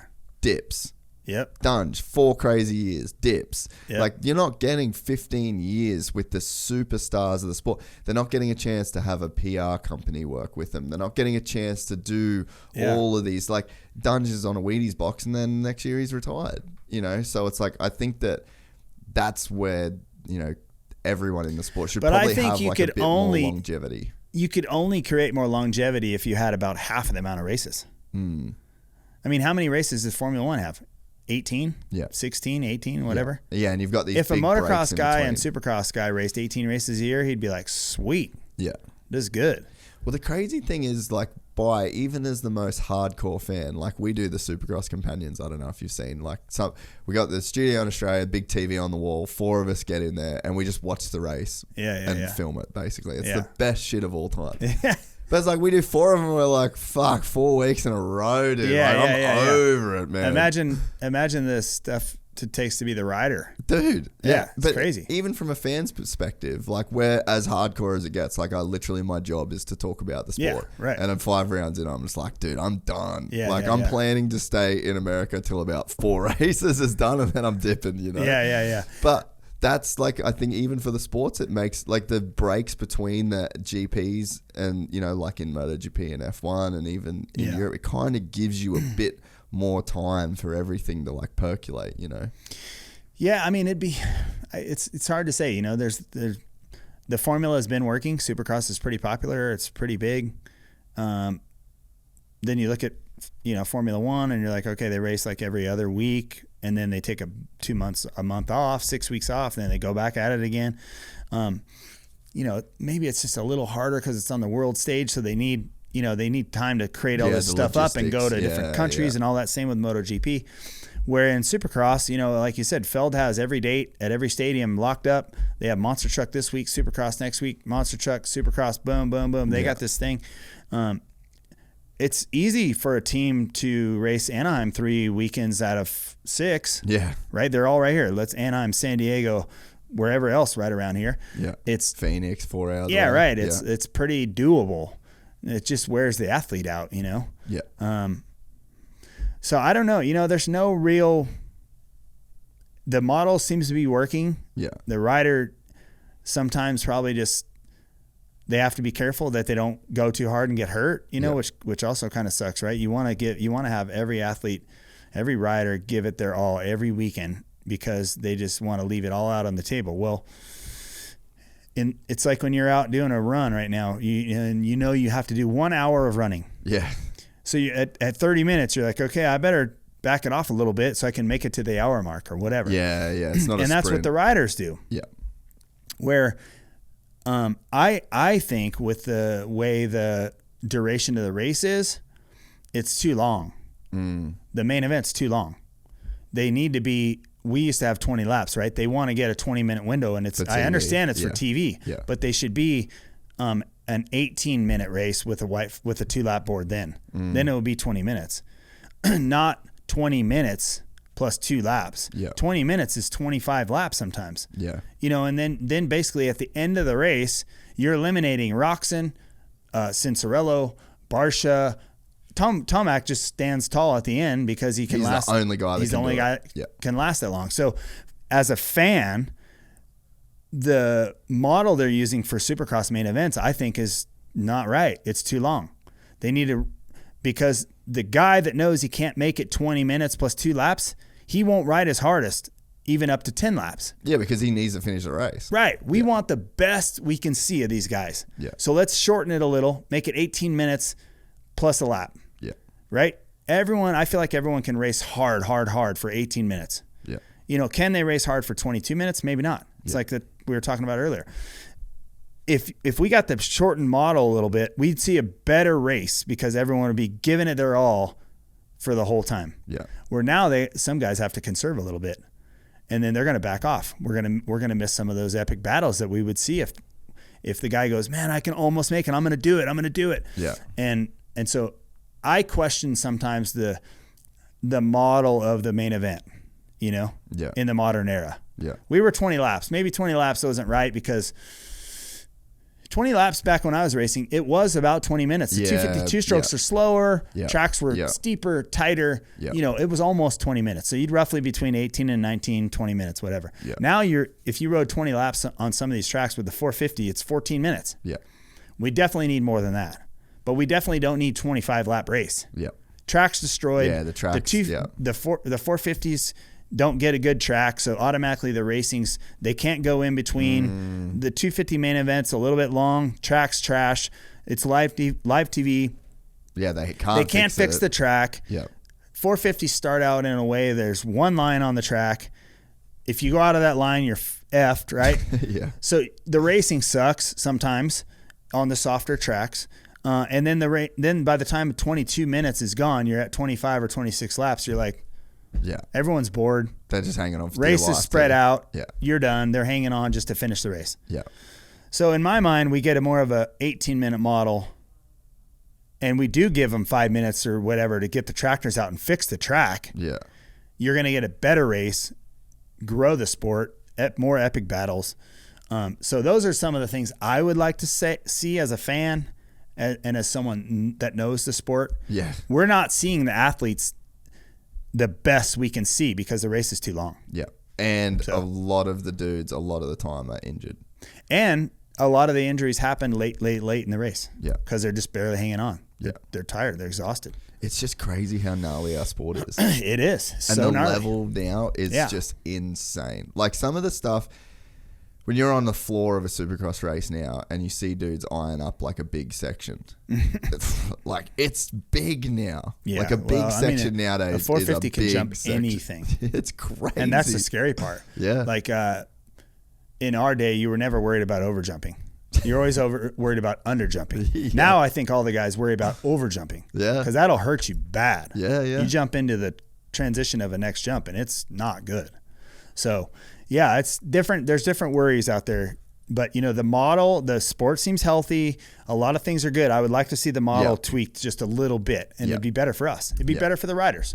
And it'd be healthier for the riders because you'd get the best rider every week. And you'd get a chance to build these brands over 10, 15 years as a part to 3, 4 And you know what I'd also like to see?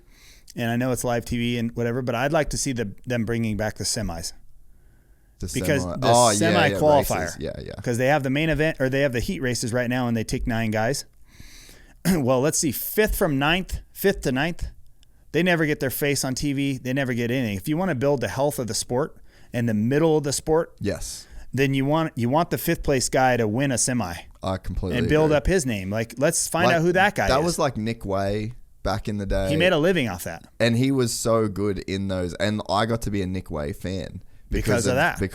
You know? And we don't need a LCQ, I don't think. Because we don't need a place where you take a piss and get more beers. And it would be better to see, let's say you take 5 from the the semi and there's no more LCQ. And then, you know, you're really getting to see a different, better kind of... You'd probably see Adam Cincerello win like every single semi and there'd be like an epic battle there every... Yeah. Then we'd have a Eli, we'd have a Kenny, we'd have a Chase Sexton, we'd have a Adam. Yeah. You know, now... It'd give you more to race for in the heat too. Totally. Yeah. And I just think that they need to revisit the model a little bit. That's kind of one of the things that I've been a little bit critical of in the last few years is the length of the race, because not everyone can race that long. And then let's build up the middle of the sport, you know? Yeah. So. No, I completely agree. And I think it's worth, anytime I go on my little rants and I start carrying on like a dickhead, I love the sport. Supercross is amazing. It's doing great. There was a fantastic year. Like, there's so many positives. Fantastic. But do we sit and chill on that, or do we try and make shit even better? Yeah. I think we try and make shit better. I think we do. Yeah. Absolutely. So, we're almost 3 hours already. It goes so quick, eh? I feel like I haven't talked about shit. I know, it flies. So probably the thing that I would want to talk about the most would just be Terrafirma and Steel Roots. Yeah.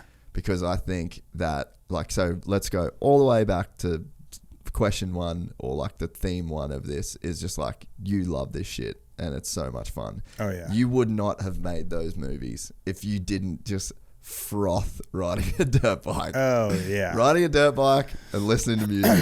Yeah, absolutely. And the era of those movies like that were just like lightning in a bottle. Lightning in a bottle. Totally. And the nature of that, right? We did the Fox videos, the Terrafirma series, and Scrap they just killed it. We had so much fun doing that. And then we took it even further with the Steel Roots model, and then obviously you had the Crusty model, and then there was all kinds of people making movies, you know, Moto Triple X guys and Jordan and doing all those guys doing all that stuff. Yeah, it was.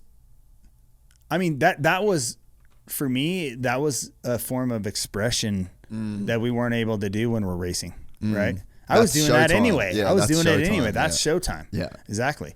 And so I was doing all that anyway. And that was, you know, when Freeman and Dana Nicholson came along and created Krusty's and you know, sort of opened that little window of like, hey, maybe we should just document all the shit we're doing anyway. Yeah, because we're doing that.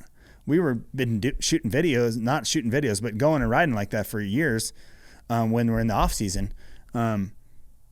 Yeah, those times were like, we did a lot of growing up in those times, and we did. We just had a lot of fun. There was no pressure, and we were just loving our dirt bikes. Yeah, and it influenced the culture, and I think that the parties. We had a lot of good fun parties. Just we got very similar style partying too.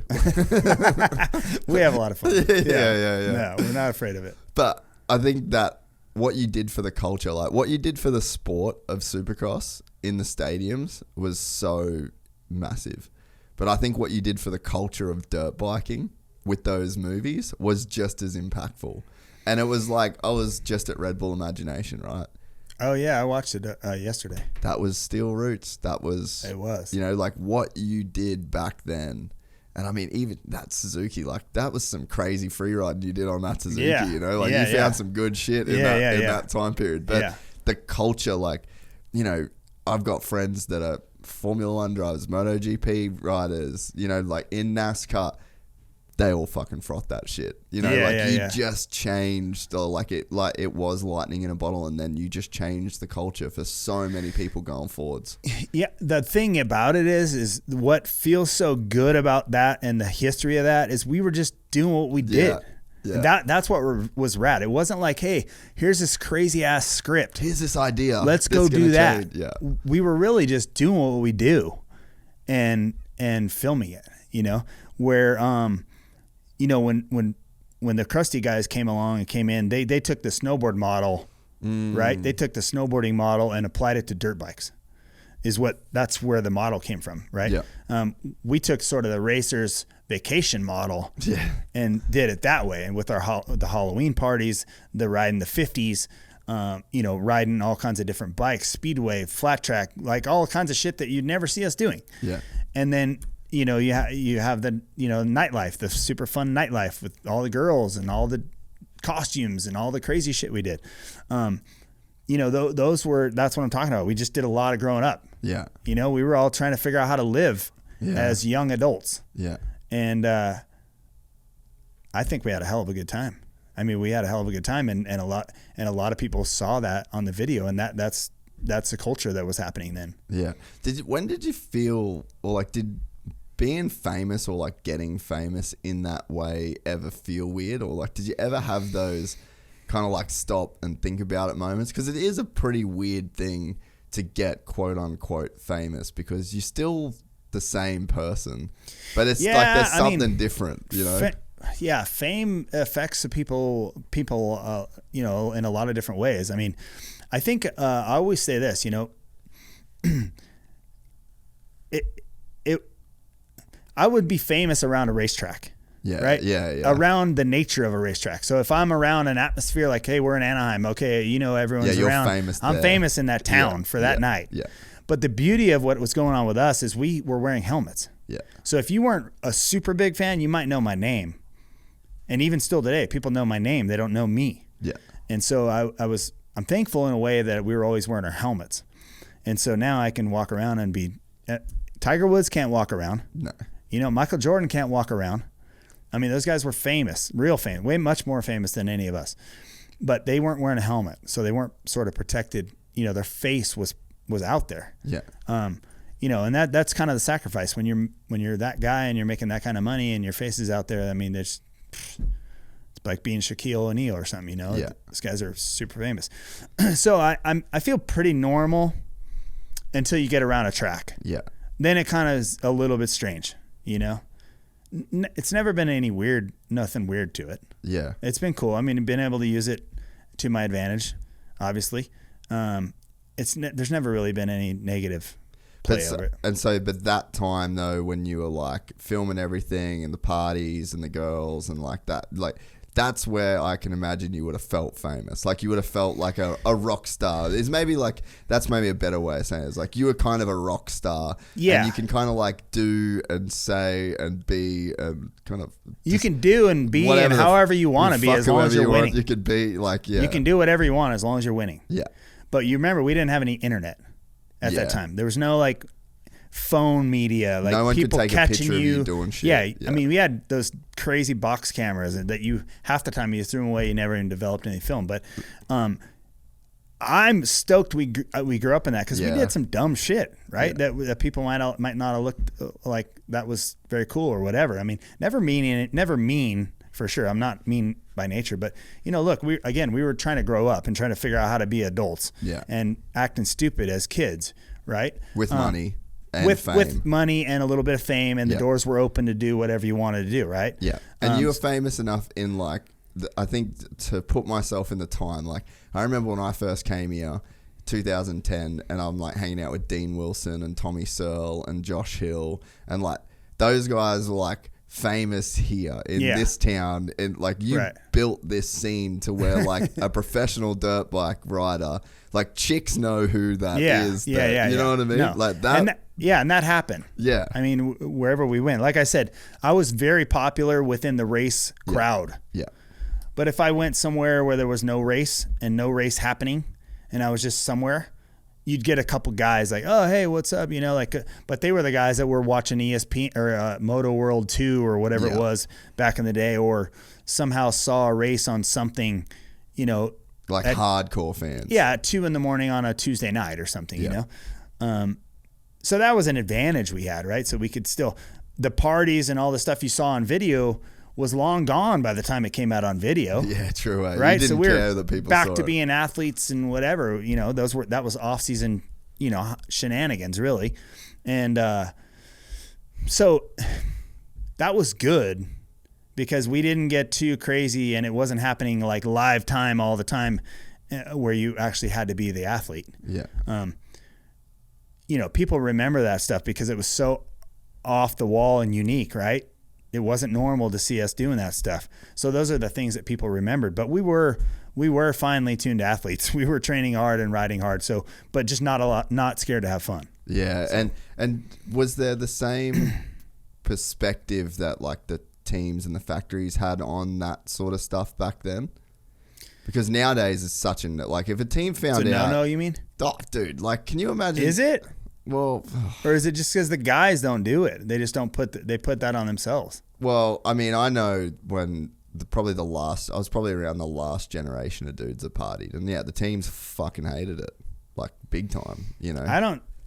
Again, if you're winning, you can do whatever the F you want. You breeze through your whole career purely based on. I came away unscathed because I was won winning everything. Yeah, and like you didn't have to play head games with no one because you were the man. Yeah. Like, even when you watch you watch Steel Roots or you watch Terrafirma, like you're out there with the guys and you just better than them at dirt bikes. In like every single scenario. So it's like you go riding the hills, you're the winner. You go to Anaheim 1, you're the winner. You go to the party, you're the winner. Like you just got to kind of be that guy. It was just smooth sailing. And as long as the doing whatever it was not affecting my race results, then no one cared. I could just continue to do it. And they're like, and then you like kind of owned the teams too, in a way. Like when you were in the Steel Roots era and you're on Yamaha, like you were kind of the boss there as well. Yeah, I mean, it's just, I mean, it was wild. I mean, even for my status in Supercross, it was wild. The people that would come to Supercrosses, a lotly because my publicist. Yeah. Like Tommy Lee was coming around with Pam Anderson. Then there was like, you know, the girls that were in Charlie's Angels with us, right? It was. Is that how Kerry met Pink? No. Did they meet through? Oh, he might have been on the music video, I think.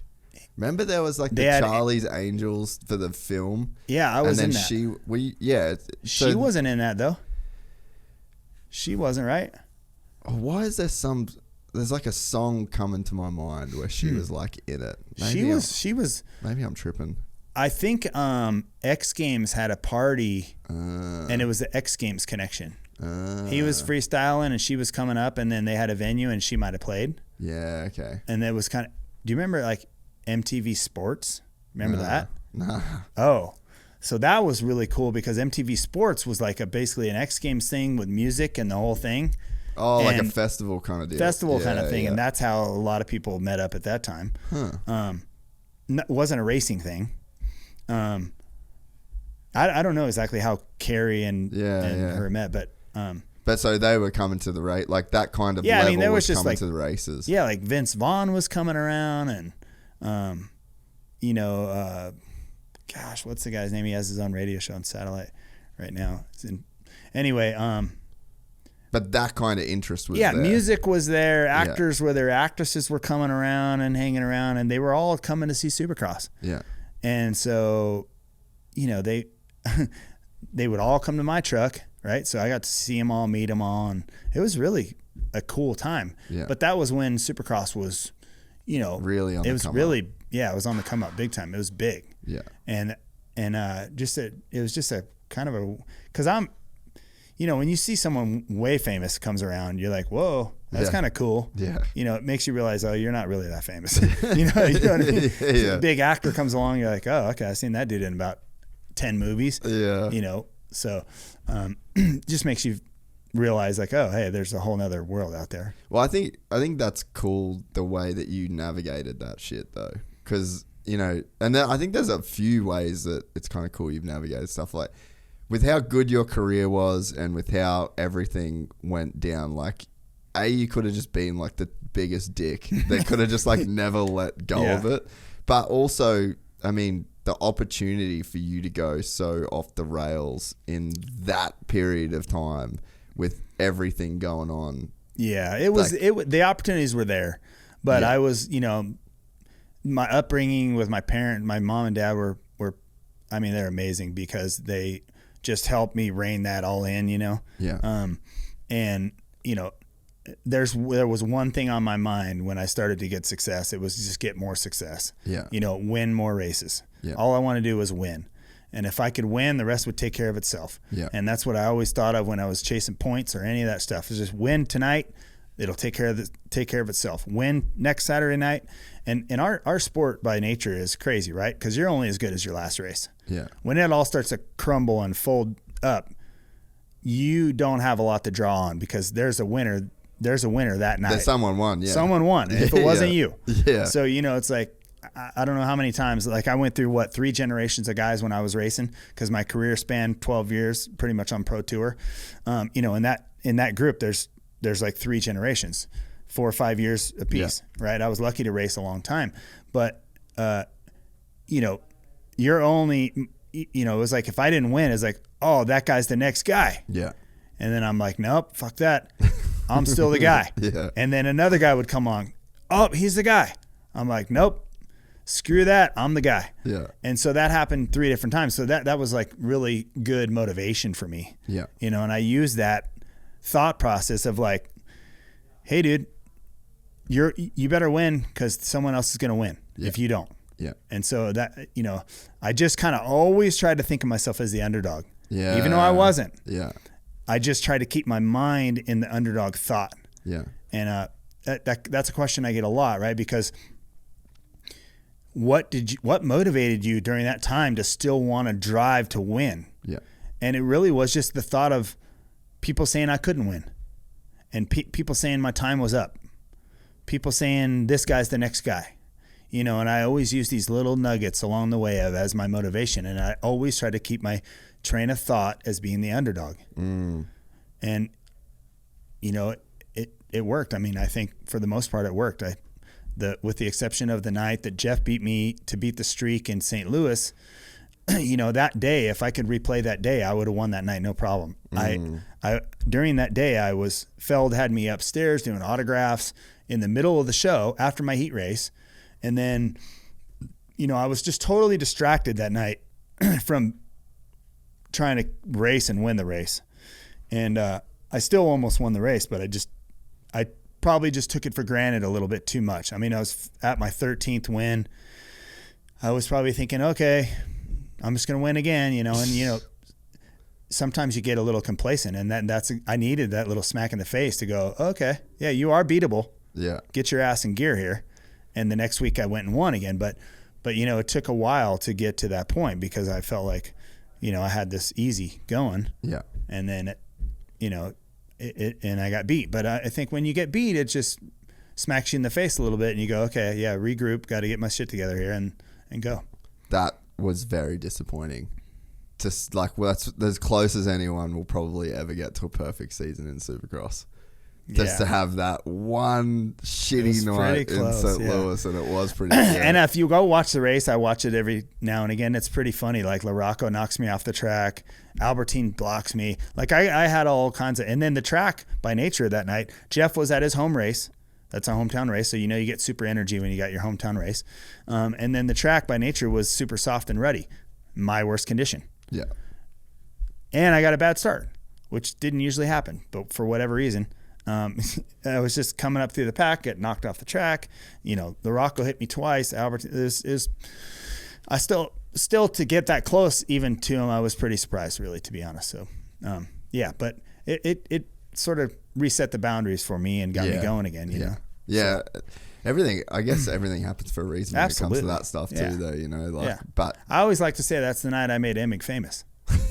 How was that rivalry with him? Like, because even to say, you know, like, he kind of came in and was like the first out of town dude to kind of like jump in the mix. Like, he was such a character, like almost an anti-hero in a way. And the fact that he was so good outdoors, like, he just seemed like a bit of an anti-hero to your story. Not that he's not a great dude. Yeah, no, I mean, look, you need the good guy, you need the bad guy, right? I mean, Emig played the bad guy. He was a party boy on shift. And, you know, to me, you know, we get along fine now. It's totally fine. But, you know, all those years, he was really arrogant, I thought, really cocky.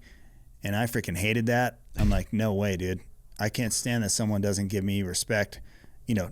Not that I command respect, but don't disrespect, you know? Yeah. So, you know, I was just had this thing because, you know, one of the main things that I didn't get along with him over is his riding.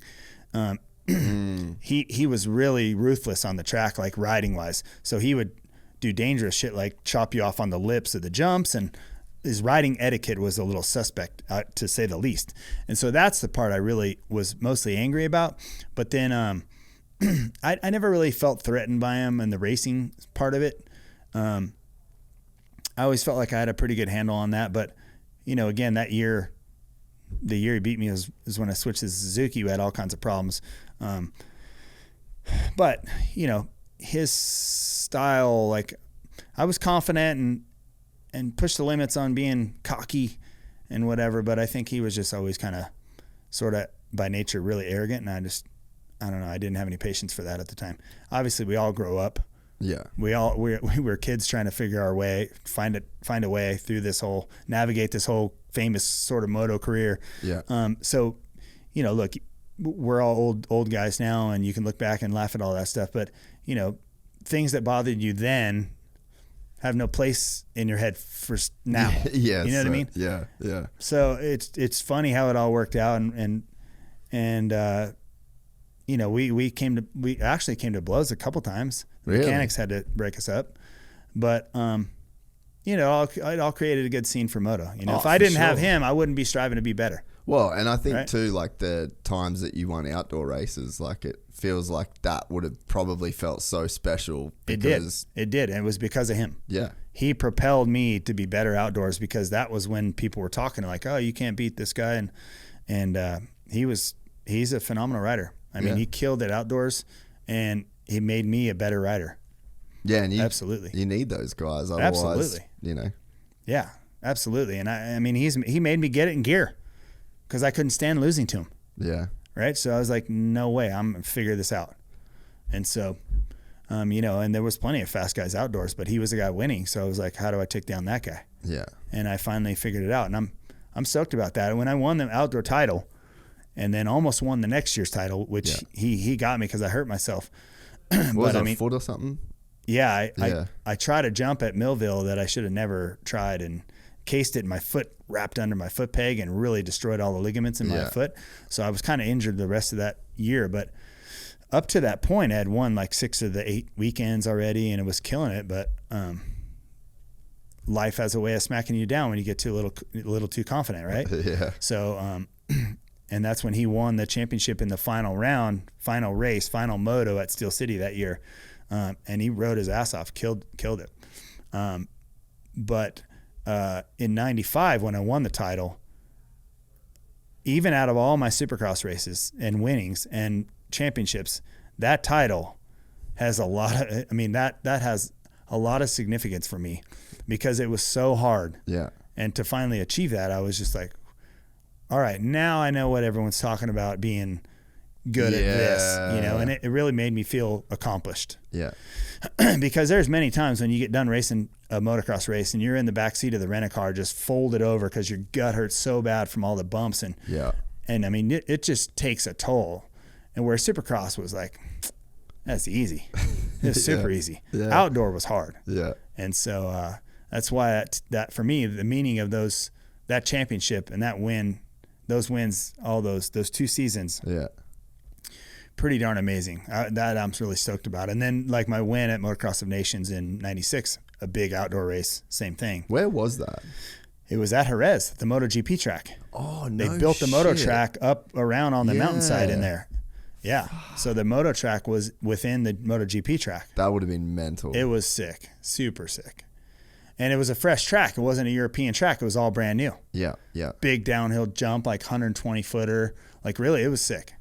And so, yeah, I mean, those outdoor wins are special because they just didn't come easy. Yeah. Yeah. I remember when I read your book for the first time, that's kind of 94, 95 outdoors.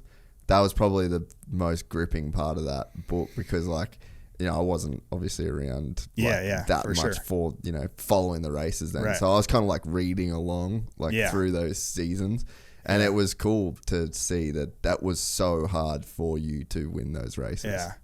I didn't commit myself. Like I told you, I was pretty lazy, right? So I didn't really commit myself. And that's where Gary Simix came in really big time at that time, because he's just like, you know, hey, what are you going to do? You gonna be a man and get it done here? This is how we're gonna do it. Here's the combination. Let's do it.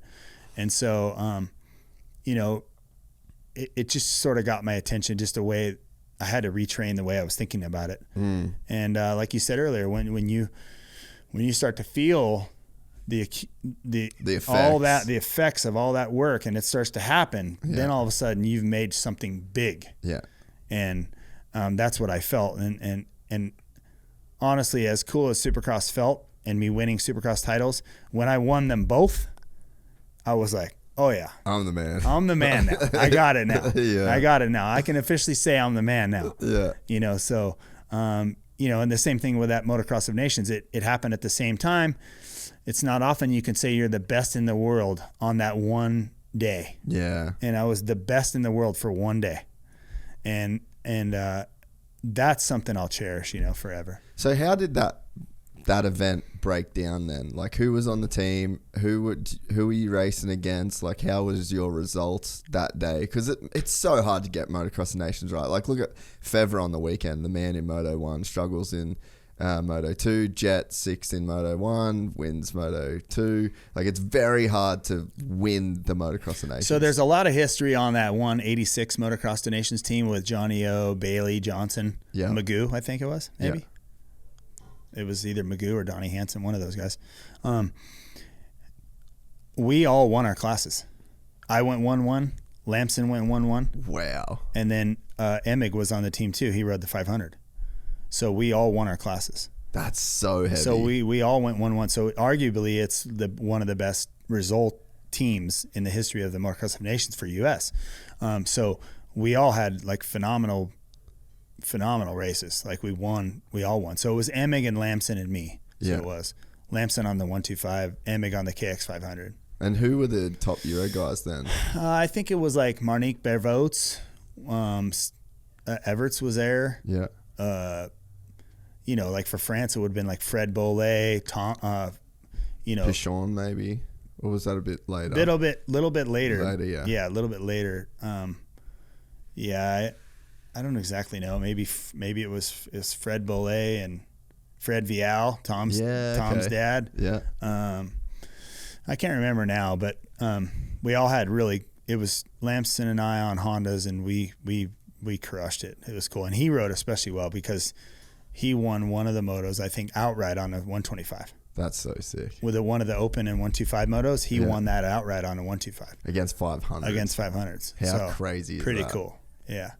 So, that race is one of my favorites in my history, you know, my history of stuff. Yeah, and because it's unique to win for a team, you know.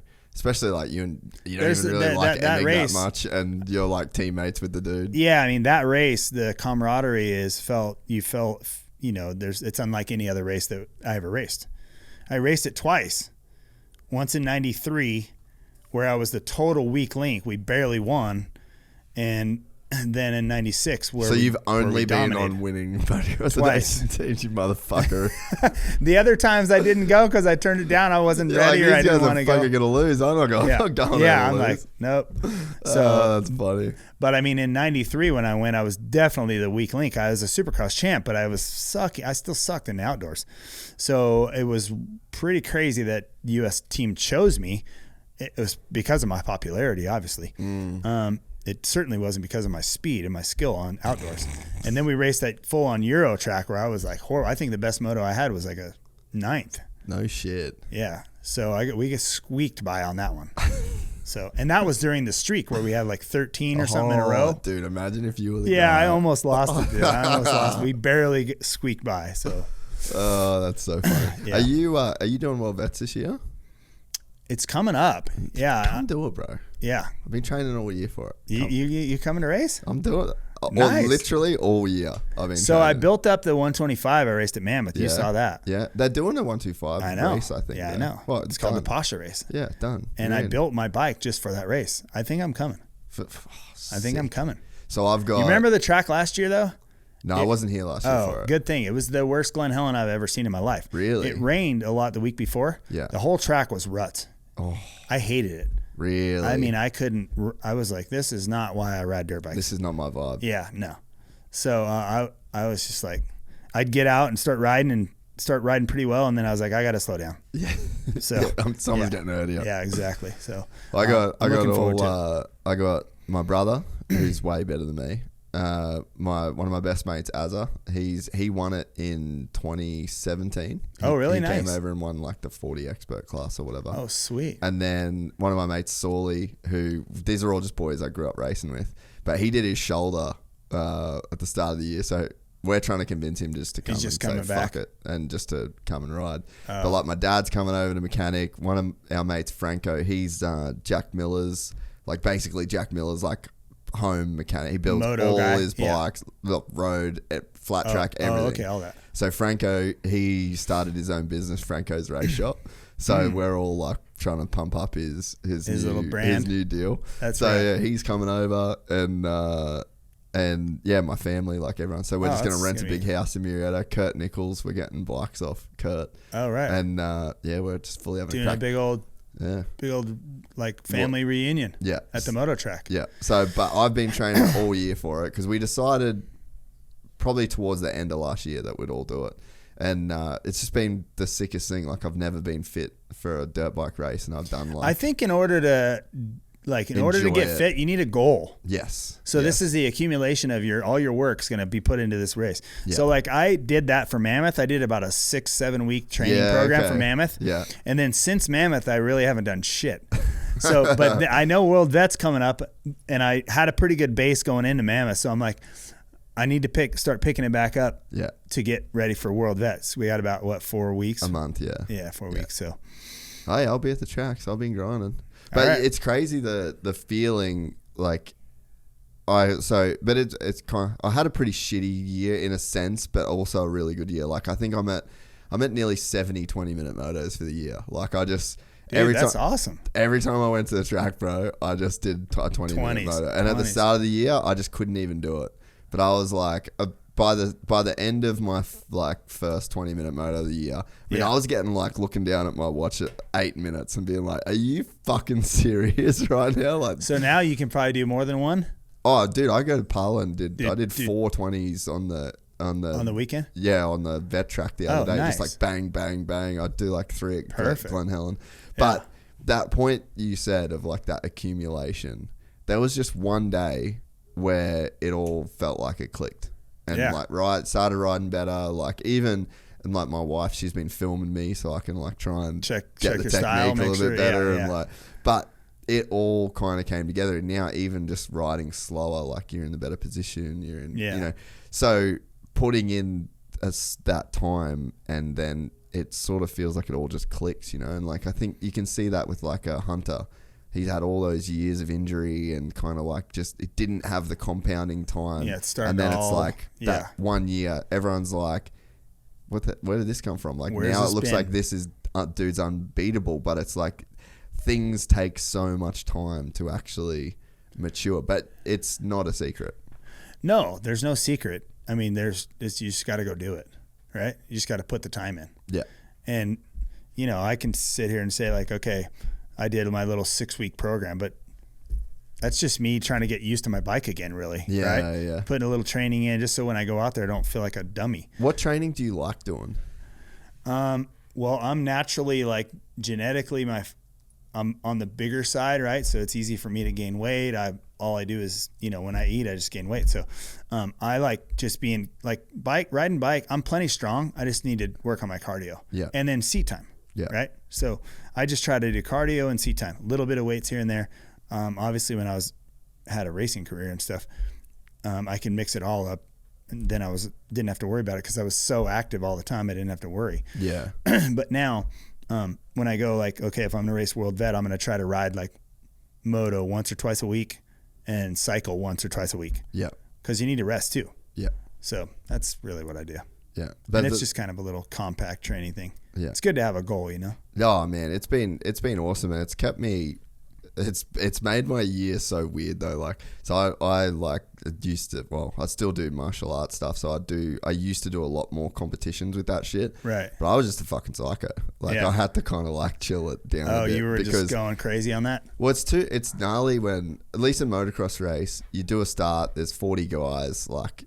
who cares? Yeah. Like, I'm not a winner at motocross. So like, to me, no one's looking at me. But when you're one-on-one. But when it's one-on-one, it's like you either win or you lose. Like, Right. And if you lose in motocross, no one's really looking at you. You got lapped, you're just pulling off the track. Yeah. That's the worst way to fucking lose anything. So I'm like, I don't really care about winning. I just really don't want to lose. Really hated losing. So I would just be like air training twice a day, like just absolute psycho. So it's kind of been the same for this, but it's not as much because I kind of don't care as much. Like, my only goal is I want to be fit enough to race every moto and like go hard for me. And if I get 17th, but I sent it for the 6 lap, I'm pumped. Right? If you can feel good and you've pushed hard for whatever your speed is the whole time, then your goal's accomplished. Win. Yeah, that's me winning. Like, if I can see the last lap board and then go, fuck, let's go. Like, I want to get that one more guy. That's a win. But so it's funny, like that same kind of psycho energy manifested in this. Like, we moved to Dubai at the start of the year. So I remember, because that's when we were talking about doing this, and you split for a little while. Yeah, so we were over there for like the first 5 months of the year. And I'm like, righto, buying a 450. Like, so I bought this gas 450 with like A-kit suspension. For over there? Yeah, the tracks are so sick. Like, I basically... They have practice tracks and stuff there? Oh, bro. Like, so this is the setup. I bought this bike. I had a Hertz rental car for like 4 months. Like, I didn't get a car, I bought a bike instead. Shit. I was driving to the track in like a Hyundai XL. Yeah, so the setup, I basically had like this rental car, bought this 450. It's called MX Ride Dubai, and it's just, dude, sand dunes. Like, there's a freeway that goes between like Abu Dhabi and Dubai, and then there's just this huge like sand dune, and they've built the best track there. They've got like a kitchen, they got bunks. It's just a sand track. Yeah, huge sand track in the dunes. Yeah, and the average speed is like 65 k's an hour.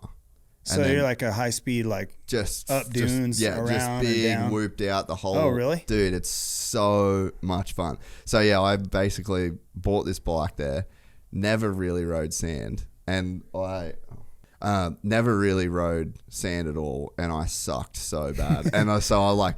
But you got to figure it out after 5 months, I'm sure. Yeah. Like, I went out every time, stopped watching on the handlebars, 20 minutes. And I had the first couple of weeks, I had some huge crashes just from literally forgetting where the track was. Oh, like, wow. I'd think it turned right. Like, you come up over a sand dune, you're like, okay, this is the one that goes right.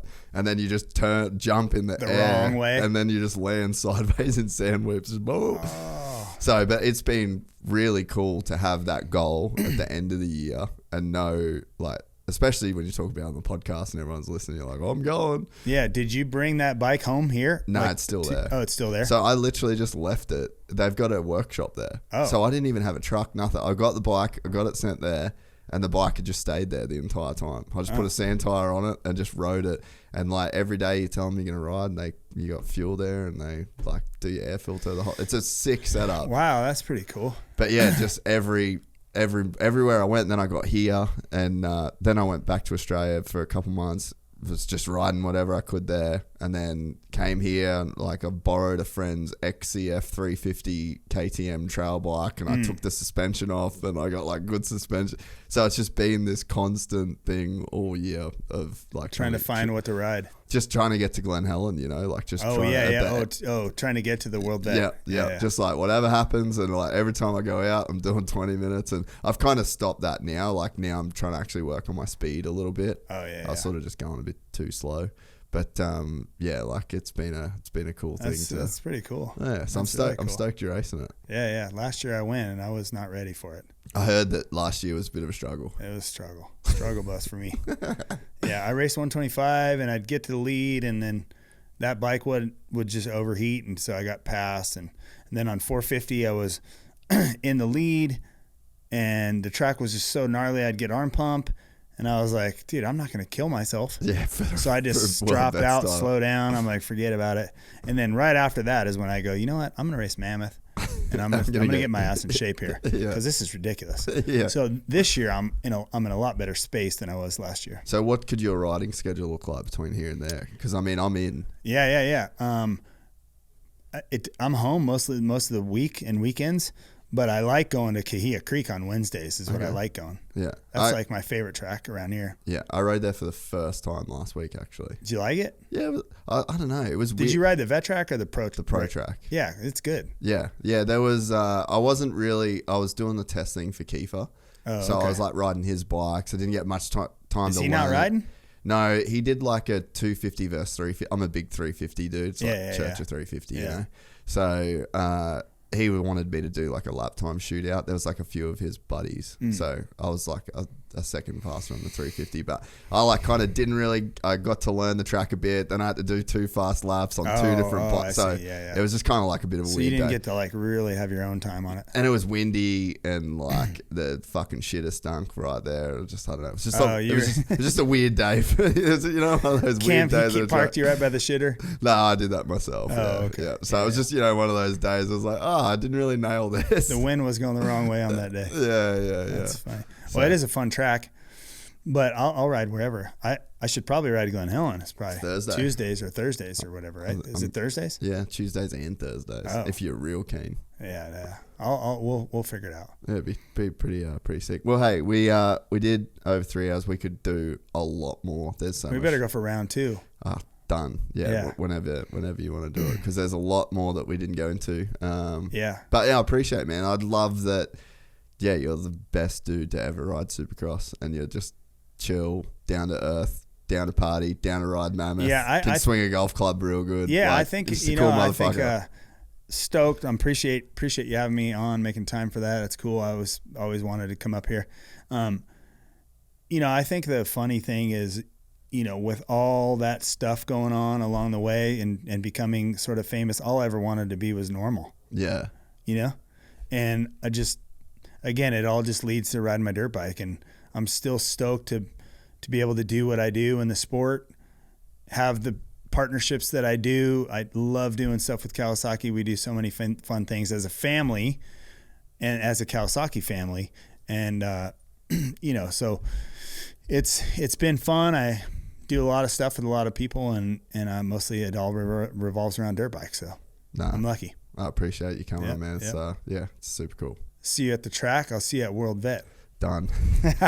We're excited to announce the launch of our new membership site, gypsytales.com, packed with exclusive content and perks that you won't find anywhere else. This is your chance to become a part of the Gypsy Gang. And as a special bonus, if you sign up to an annual membership, you'll be entered into the draw to win our custom-built TC125. Gypsy Gang.